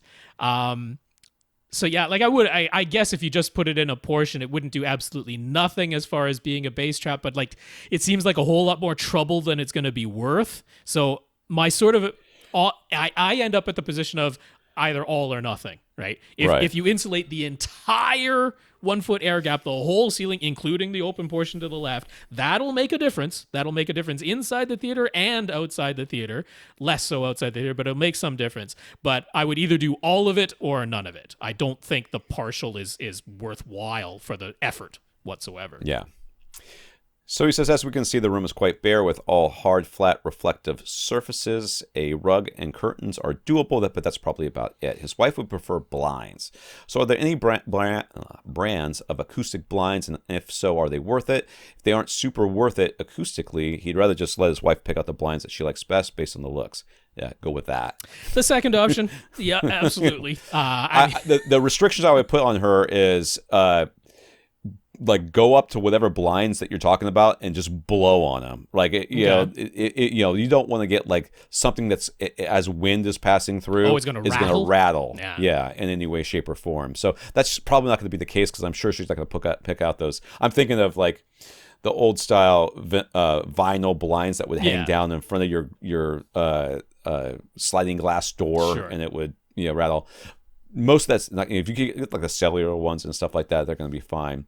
I still think that you can do acoustic treatments in here. I think the entire room is white, so just putting white panels that are the same size, same shade, color on the wall shouldn't visually make that much of a difference if that's the problem. And you can pick colors that your wife might like as accent colors, or even those. Panels from GIK or somebody similar that are the diffuser absorption combos, which give add a little more visual appeal. So I wouldn't totally rule out this. I would think I would wait a little while before I approach my wife with it, but I would consider it. But again, adding absorption to this room, if things are already pretty good, I don't know that you really should start. Well, I mean, I would poking the probably want some because I imagine it's pretty echoey in there, to be honest. But the way I would approach this is, if at some point you're going to decorate this room, because right now it's looking a little bit sparse, but they just moved in, so that might just be the case. If there's going to be decoration that happens in this room, I would simply use that as an opportunity to say, okay, anything that was going to be artwork or photos that we put on the walls, those can be printed panels. There's GIK Europe. You can go to GIK Europe. You can have wonderful, photos or artwork printed onto panels, and that becomes the artwork or the photos that were going to go up on the wall anyway, but they're going to be in the form of a panel.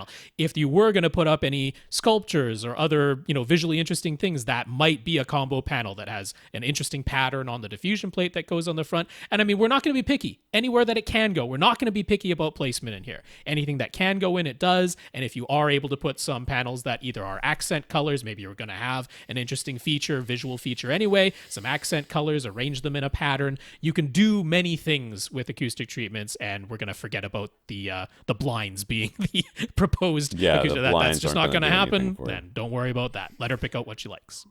What do we got here? So we got about 15 minutes left. We do. 13 minutes left. So it's time for Rob to start his very long question. So before let's just go ahead and talk about the people we're gonna miss. Yes, since we're already down here. And so then who do we have wanted to say something about clip speakers. So I'll. Oh right. Do you want to do that first? Okay. Let's do that first, Yeah. and then I'll say who's left on the list here. Yeah. So and it's just he's talking about interacting with his family and then stuff like that. We've been watching Suits on Hulu or no Amazon Prime. I don't remember, one of those. And the main character whose name I can never remember, Daniel. No, that Daniel was a bad guy. I don't remember his name. Anyways, the main lawyer guy, he's got Klipsch bookshelf speakers. First of all, like directly behind his desk, but like spread out with like 25 feet between them. Scene to scene, they'll switch from being right side up to upside down. Oh, the horn is on the bottom. Wow, how does the set designer do that? Set dresser. I'll just sit there and I'm sitting there watching. My wife's getting so irritated with me. I'm like, speaker's upside down. No, it's okay now. Nope, upside down again. That's bizarre. just like I'm like, who's putting the speaker upside down? Who is putting the speaker upside down? I keep looking at the bottom to see if there's any feet. There's no feet. Yeah. There's not little pads or anything that they should have underneath there.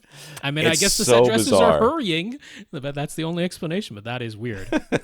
All right, who do we have left? All right, so we have Jonathan with his C-Den Theater. Let's see, a whole bunch of questions for there. Aiden C, Dennis R, and Chris M. So those will all be first up next week. And then, I'll let you read the intro from Francis so that everyone knows what we're talking about. Let me go find them here. Hold on, I scrolled to the top. That was Josh, and that was Francis. Okay.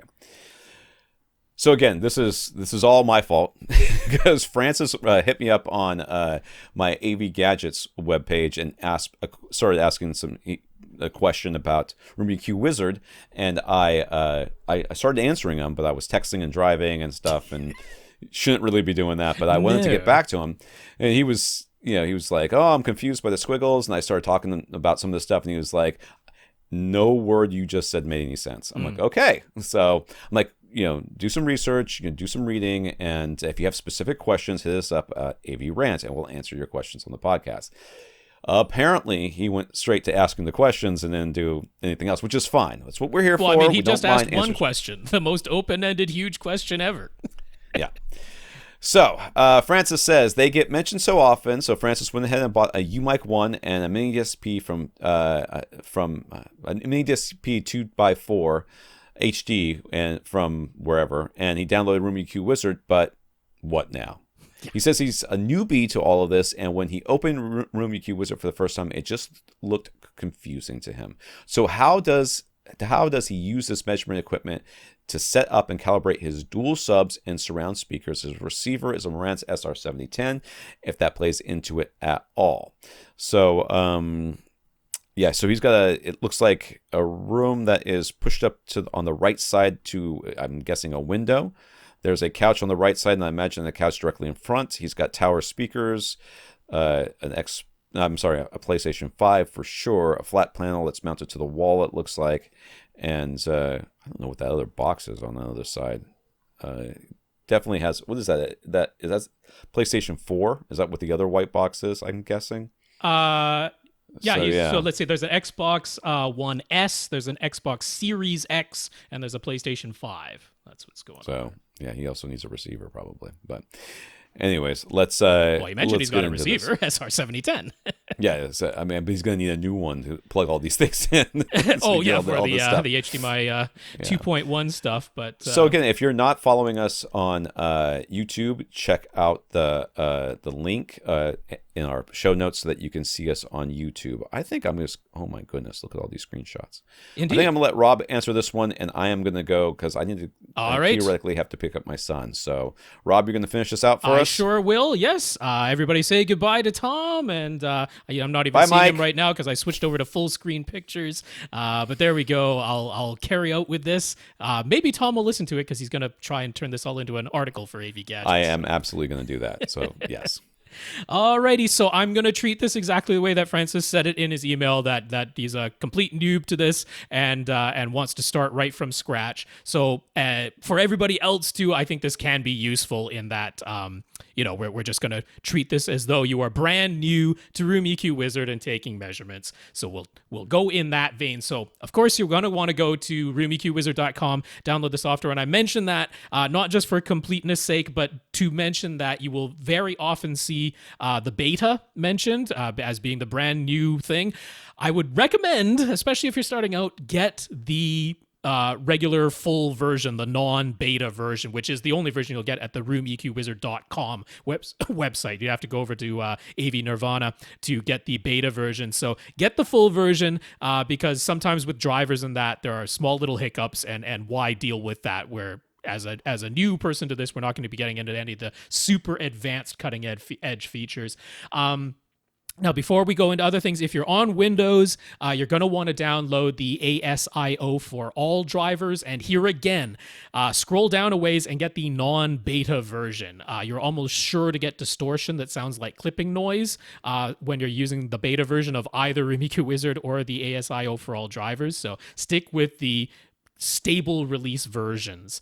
Now, again, before we start, we are going to absolutely suggest getting a UMic 1. You can get those directly from Mini DSP if you want to get it for $80.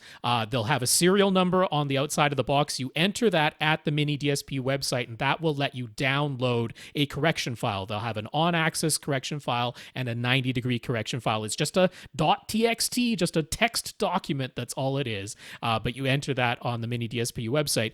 Even better, you can go to Cross Spectrum Labs and get yourself a UMic 1 from there. That will have been individually measured, and it'll have 0 degree, 45 degree, and 90 degree correction files. We're mostly going to be using the 90 degree correction file because we're going to be pointing the microphone straight up at the ceiling. So the speakers that are all surrounding it, those will be at a 90 degree angle to the very tip of the microphone. So we're going to use the 90 degree correction files. And then since he asked about the Mini DSP 2x4 HD as well, we're going to want to head over to the Mini DSP website, and you're going to want to go to the audio plugins and download from the 2x4 HD platform section, the 2x4 HD-1 program. Now, you can get it separately for $10, but when you purchase a Mini DSP 2x4 HD from Mini DSP, they will give you that plugin at no extra charge. So make sure you create an account and have that so that it can go to your user download section and get that software. So that's all in prep before we've done anything. That's the software that you're going to download, the correction files you're going to get for your microphones. Now, before we start into RoomEQ Wizard, we're going to want to do a few settings checks in Windows, or if you're on Mac, you're going to want to check those too. And this is just your sound output and input settings. You're going to plug in your UMic 1 and don't touch anything. It is a plug and play device. Don't change the gain on the UMic 1 input. Just plug it in. It's ready to go on both Mac and Windows. You are definitely best not changing anything about the UMic 1 settings, but just make sure it is set as your input device. And then you're going to want to use an HDMI cable to connect your computer to your AV receiver. And you're going to want to make sure that your AV receiver shows up as your output device. In Windows, it isn't 100% necessary to actually go into the device properties and make sure that it's set to 7.1 channel output, but it doesn't hurt. We're going to use those ASIO for all drivers, which should bypass any of the Windows settings, but it doesn't hurt. And then over on Mac, you are going to want to make sure that the output is set to 8 channel. It doesn't have any separate drivers that we're going to use inside of RoomEQ Wizard. So as long as the Mac's HDMI output settings are set to 8 channel, it's going to be ready to go inside of RoomEQ Wizard. So we're going to open up RoomEQ Wizard for the first time, and when you do, it will probably recognize that you have a UMic 1 plugged in. It's going to bug you to upgrade to the beta version every time, so deselect that check mark box so that it isn't checking for the beta version every time. If you somehow bypass the instructions and say, hey, we detected a UMic 1, would you like to use it? And when you say yes, it says, do you have a calibration file? Would you like to load it? Because those are pretty self-explanatory. If you've bypassed past that, then up in the upper right-hand corner, there's the preferences. If you go in there, the second tab over is the mic and meter preferences. You want to make sure that the input type is set to microphone. And then right beside that, there's calibration. You can browse for your calibration file. Like I said, it's just going to be a text file, and we're going to load in the 90-degree correction file that either you got directly from Mini DSP with the serial number, or from Cross Spectrum Labs, they'll have supplied it to you on a USB stick. So after that, we're going to want to stay in the preferences, go over to the sound card tab. Now, in Mac, it's pretty simple because here you can just choose the output channel as long as in the Mac settings you've set it to be 8-channel output, and you can just double check that the input is set to the UMIC 1. On Windows, it's a little bit more complicated because of these ASIO for all drivers. So you are going to want to change the driver type to ASIO. The ASIO device you're going to set to ASIO for all. And then it's probably going to tell you that, we detected you already loaded a 90-degree correction file. Do you want to keep using it? Of course, you're going to click yes. Now, over just to the right of that, there is the ASIO control panel and reload. You're going to want to click reload right away.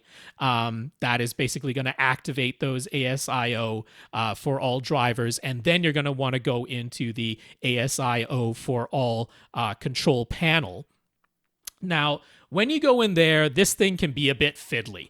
You're basically going to see your regular analog output for your computer. You're going to see whatever your HDMI controller is. In my case, if you're looking at it on YouTube or in the photos, it's my NVIDIA graphics card is what has the HDMI output on it. So that's what's listed there as the output device, and then the UMIC 1.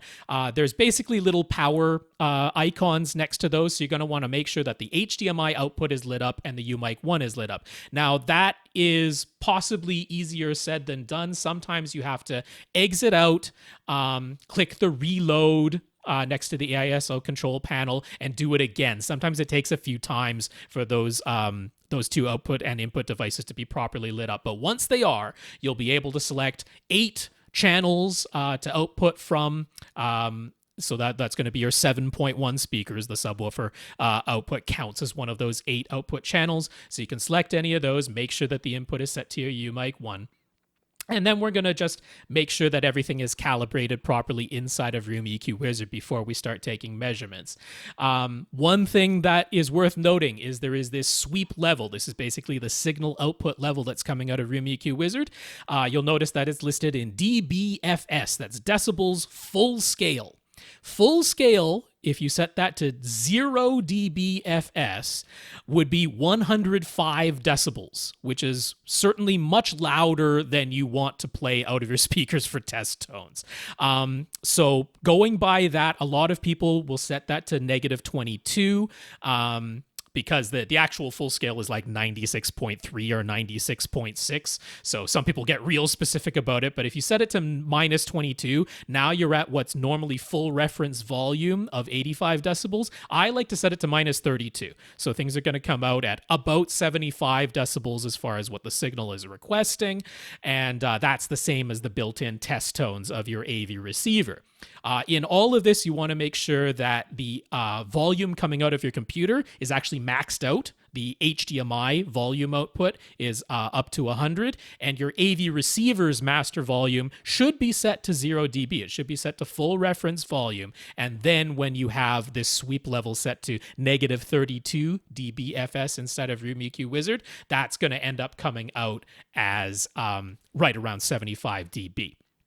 So now we're going to check the levels. You're going to want to make sure that you've set this for a speaker test tone output, if that's what you're going to be measuring, or a subwoofer test tone output, if that's what you're going to be measuring. I did these screenshots really quickly, literally just hand holding the microphone. So nothing about these is accurate, but it's to demonstrate the process. So I was doing it with a speaker, so I selected that. You click check levels, and some sound is going to come out of the speaker channel that you've selected, and you're going to see a readout coming in. That's using the UMIC 1. These aren't necessarily going to match. The UMIC 1 is designed to have 18 decibels of extra headroom in it. So what you see coming in might be 10 to 20 decibels lower than the signal that is being sent out. And that is perfectly normal. It's a weird little quirk that is exactly the type of thing that might trip up someone who's new to Room EQ Wizard. So once you've done that, you can go ahead and click finish. And now we're ready to do our first measurement. So up in the upper left-hand corner, you can click the measure button.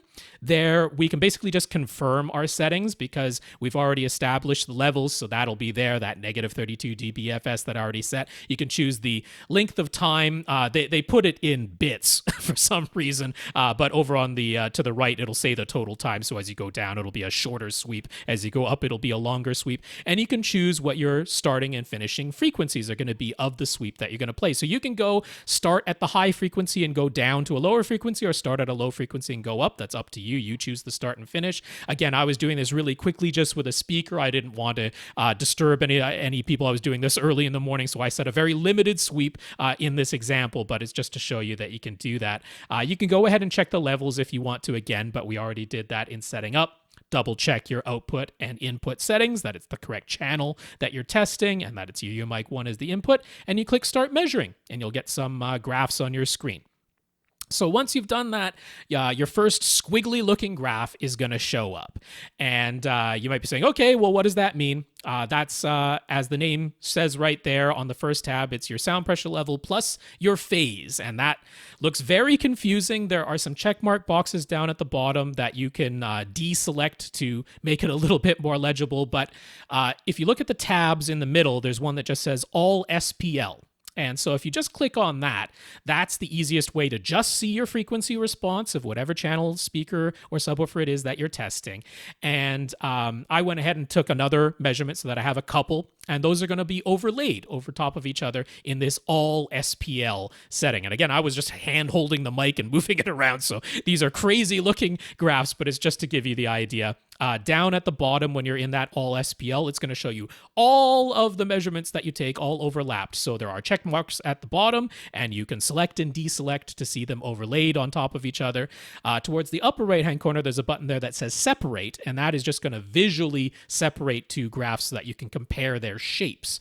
So that's a nice thing that you're able to do. Now, you're going to look at that and say, that's really squiggly and doesn't really tell me a whole lot. So you can apply some smoothing. 1/12 octave smoothing. If you go up to the graph menu and you can choose your level of smoothing, 1/12 octave smoothing is basically all of the semitones that would exist in any given octave. You'll see all the semitones. So it's not smoothing it beyond each individual semitone that you would have in an octave. 1/24 smoothing is, of course, even less smoothing than that. It would be, in between each semitone. So I usually go with 1/24 or 1/12 so that I'm not smoothing it too much, but making it much more legible in the higher frequencies. And so on screen, I'm just showing an example of, two measurements that I took back to back, the same speaker, this limited sweep that I did only between 200 hertz and 3 kilohertz, but just visually, it gives you an idea of what's going to show up on your screen. And so this is showing you your frequency response from that given speaker channel at the position of the microphone for the frequencies that you selected to play. And if you want to view these graphs in a little bit more detail, you can go over to the limits button that's in the upper right hand corner. If you click on that, you can say, okay, I want to limit what I'm viewing to, in my case, I said from 55 to 95 decibels and from 150 hertz to 4,000 hertz, and that just makes the graph appear bigger. It doesn't change any of the data. This is just for you to be able to view it and maybe have it a little larger. There are plus and minus magnifying glass keys as well that you can use, and your regular scroll bars on the sides and bottoms to move along. So all different ways to view this data, but setting those limits, that makes it so you can keep it very consistent.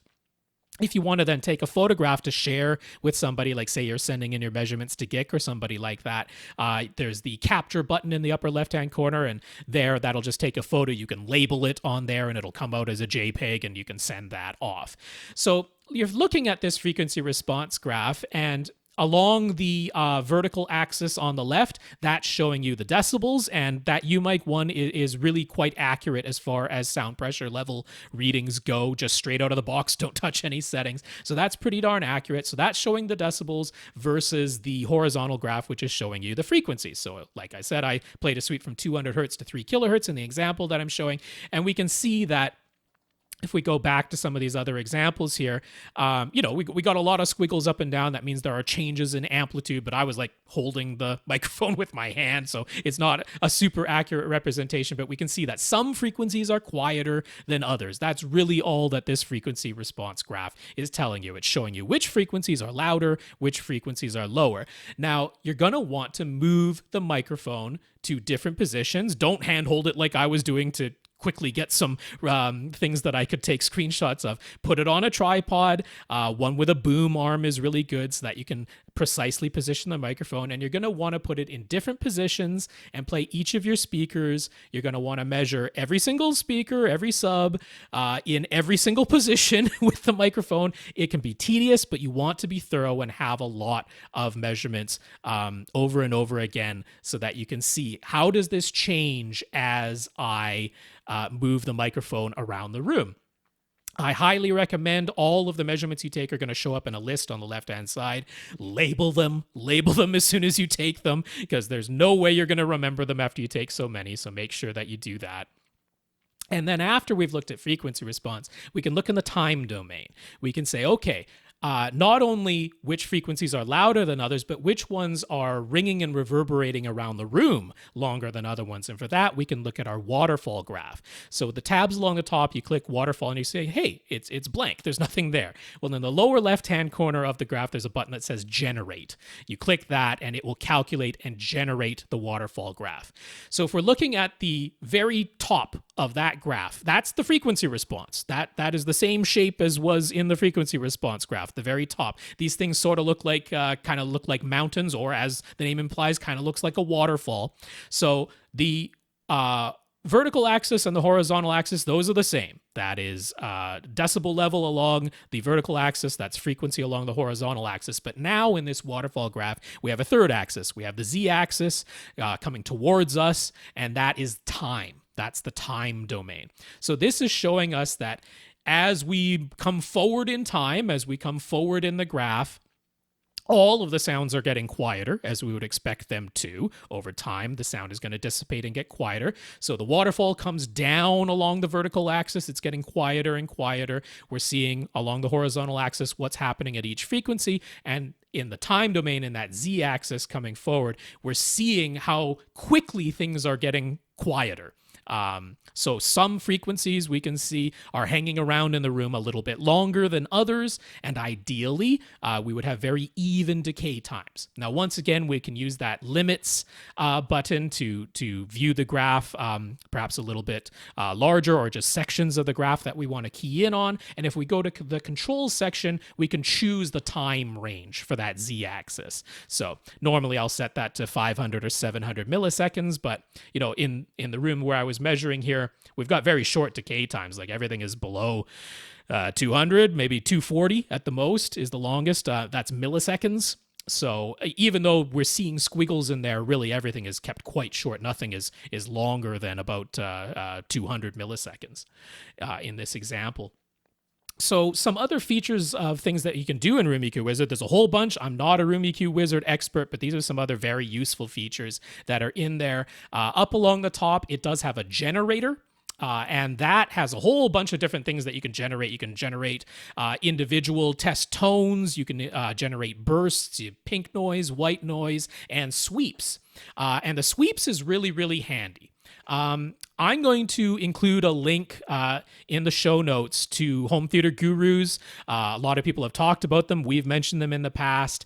Some of his earlier videos, it's like videos 7, 8, and 9, really go into detail about using Room EQ Wizard and the Mini DSP to position your subs, align your subs, and then EQ your subs, all using these tools, exactly what Francis is asking about. So we're going to have links to those. It'll go over some of the same data that I've gone over, but it never hurts to hear it again, said by another person in a slightly different way. So it's really handy to have this generator, because one thing that you can do when you're just setting up your dual subwoofers, if you have no idea where to position them, rather than moving the subs, taking multiple measurements one at a time, which can be a slow process because you're changing settings every time, moving the microphone every time, and taking one measurement at a time. Rather than doing that, you can use the real-time analyzer that's built into Room EQ Wizard. That's another one of the buttons along the top. We're not even going to go into all the buttons, but we're talking about the generator and the real-time analyzer. So you can have that generator open, playing a sweep on loop. And so it'll just play it over and over. You can select the duration, and then you can open that real-time analyzer, and that's just going to show you a real-time graph of what's going on. And thankfully, it has this option to select the peak, where it remembers whatever peak things came to. So it sort of shows you the black line that you'd be seeing in the example. That's going to be going along with the sweep. That's going to be reacting in real time with the sweep. But the red line, the peak line, that gets retained, and it just shows you, okay, that's the maximum peak that ever hit. So you can use that real-time analyzer and the technique that Home Theater Guru shows you to say, okay, here is what subwoofer number 1 is doing in position number 1, and you get a very quick idea of that. And here's what subwoofer number 1 is doing in microphone position 2 and 2 and 3. And then you can play subwoofer number 2, and you're going to want to look for subwoofer number 2 to have a frequency response that sort of offsets subwoofer number 1. So for example, if you're noticing that there's a dip in subwoofer number 1 all the time, in this real-time analyzer example, there's something going on between 300 and 400 hertz, then we're going to want to look for a position of subwoofer number 2 that has a bit of a peak in that same frequency response range, so that when the two of them play together, they're going to combine for something that's closer to linear. In the case of dual subwoofer setup, what we're really looking for is uniformity. So you can have both subwoofers playing at the same time, just connect them with a Y splitter, both of them playing at the same time. And there, what we're looking for is, as we move the microphone with this real-time analyzer, the shape of that peak frequency response graph doesn't change too much from seat to seat to seat. It doesn't matter if there's some humps and dips in the graph. We would expect that because we haven't applied any equalization yet, but we want it to look consistent from seat to seat. That's ultimately what we're trying to get with our subwoofer measurements in Room EQ Wizard. So after we've done that, we can now go into the mini DSP 2x4 section. Here I've just borrowed some screenshots from Home Theater Guru's video on it, because I don't have a mini DSP 2x4 HD on hand, so I can't show you my own. And I'm not going to go into detail. I'm, again, just going to have the links and go with the Home Theater Guru's videos, because he went into all step-by-step detail of using the mini DSP 2x4 HD. But just to quickly give a description so that people have some idea of what they're getting into, if this is something they even want to follow up on and investigate. There's basically inputs and outputs on the mini DSP 2x4. You can apply corrections to either side. You can apply correction files to the input side of the mini DSP, or you can apply correction files to the output side of the mini DSP. Generally, we're going to want to use the output side for any of our equalization that we're applying to subwoofers or anything like that. So you're going to want to make sure that your mini DSP 2x4 is connected in the software. So there's the connect button in the upper right-hand corner. Make sure that the device is connected, and then go to the output section. And just to point out some things in here, there's parametric equalizers that can be applied to all 4 of the outputs individually. Crossover slopes, both high pass and low pass. Compression settings to protect your subwoofer so that it can never be overdriven beyond a certain limit. There are actually FIR filters, finite infinite response filters, which is why the mini DSP 2x4 HD can be software upgraded to run Dirac, because Dirac uses FIR filters, and this has the capability to do that. And then there are these little numbers along the bottom. They're all zeroed out when you begin. Those are actually a delay setting. That's not labeled, so it's good to know that that's a delay setting. You're adding milliseconds of delay. So that is another way that can help you in aligning your subwoofers if you're going through that process of using the real-time analyzer to try and find uniformity across your seats, or even if you're just measuring in each seat one at a time and trying to find uniformity, adjusting the delay between individual subwoofers can change the wave pattern in your room. So can changing a fully variable phase knob on the subwoofer itself if it has one. What's really nice is if you have a subwoofer that doesn't have fully variable phase, it maybe only has a 0 and 180 degree polarity switch. If you have the Mini DSP 2x4 HT, you can use that delay setting to be very close to what the fully variable phase knob would do on a subwoofer if it had one. So you can change the wave interaction pattern in your room by adjusting that individually. So once you've done that, you're going to say, okay, how do I take the measurements that I made in Room EQ Wizard and turn that into something that the Mini DSP can actually use? Once again, referring you to Home Theater Gurus, he goes through the whole process, but to quickly explain it, once you've achieved uniform response, so you measure in seat 1, 2, 3, and they all have a pretty darn uniform looking frequency response graph. Now we can take that and apply equalization to it. We're going to use the EQ button up at the top of Room EQ Wizard. And in there, right away, you can select which equalizer are you using. So you can say I'm using a Mini DSP 2x4 HD because that will inform Room EQ Wizard how many bands of EQ it has to work with and what the limits of those EQ bands are. It already is familiar with the Mini DSP 2x4 HD, so you can select it from the list. And then you can go ahead and set your target settings. You can say, okay, over what range do I want to equalize? What kind of slopes do I want to have? All kinds of things in there. And again, all the details are covered by Home Theater Gurus, so follow that link. And once you've got all of those settings to your liking, you're going to click the Match Response to Target button, and it's going to calculate an equalization that should get it as close as possible to the target that you've drawn. And you can see the frequency response that was measured in a graph plus the target that you've drawn that you're trying to achieve. And it's going to calculate a bunch of EQ filters that will try and bring the measured frequency response as close to the target as possible. Now, if you have the Mini DSP 2x4 HD, you can just click Save the Filter coefficients to a file, and you're basically done for that.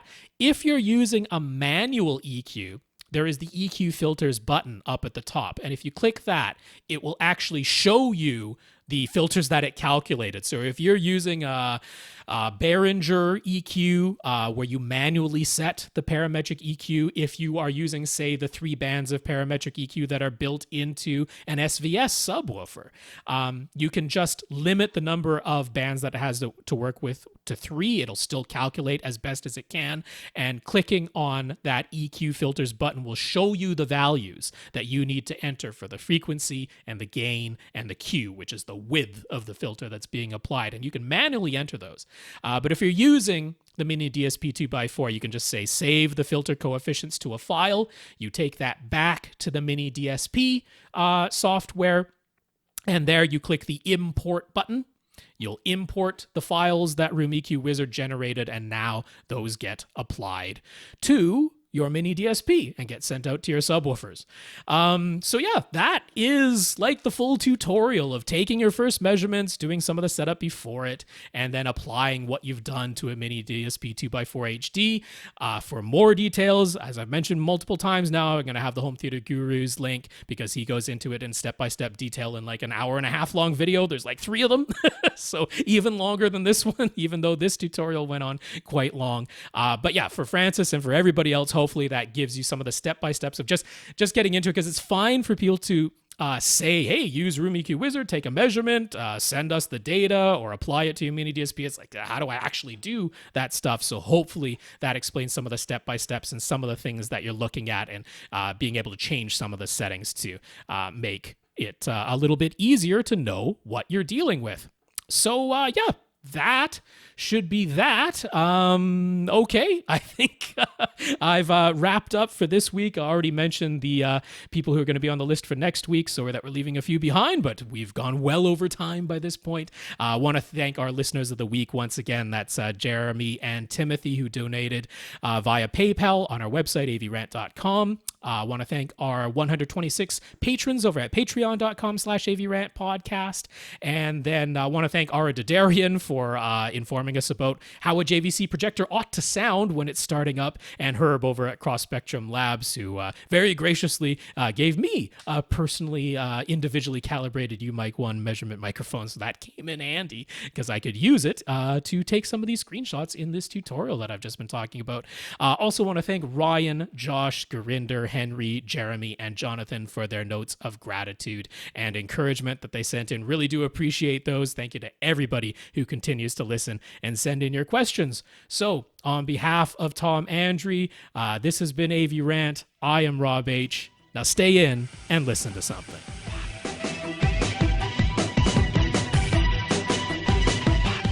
Want your question answered? Send it to question@avrant.com.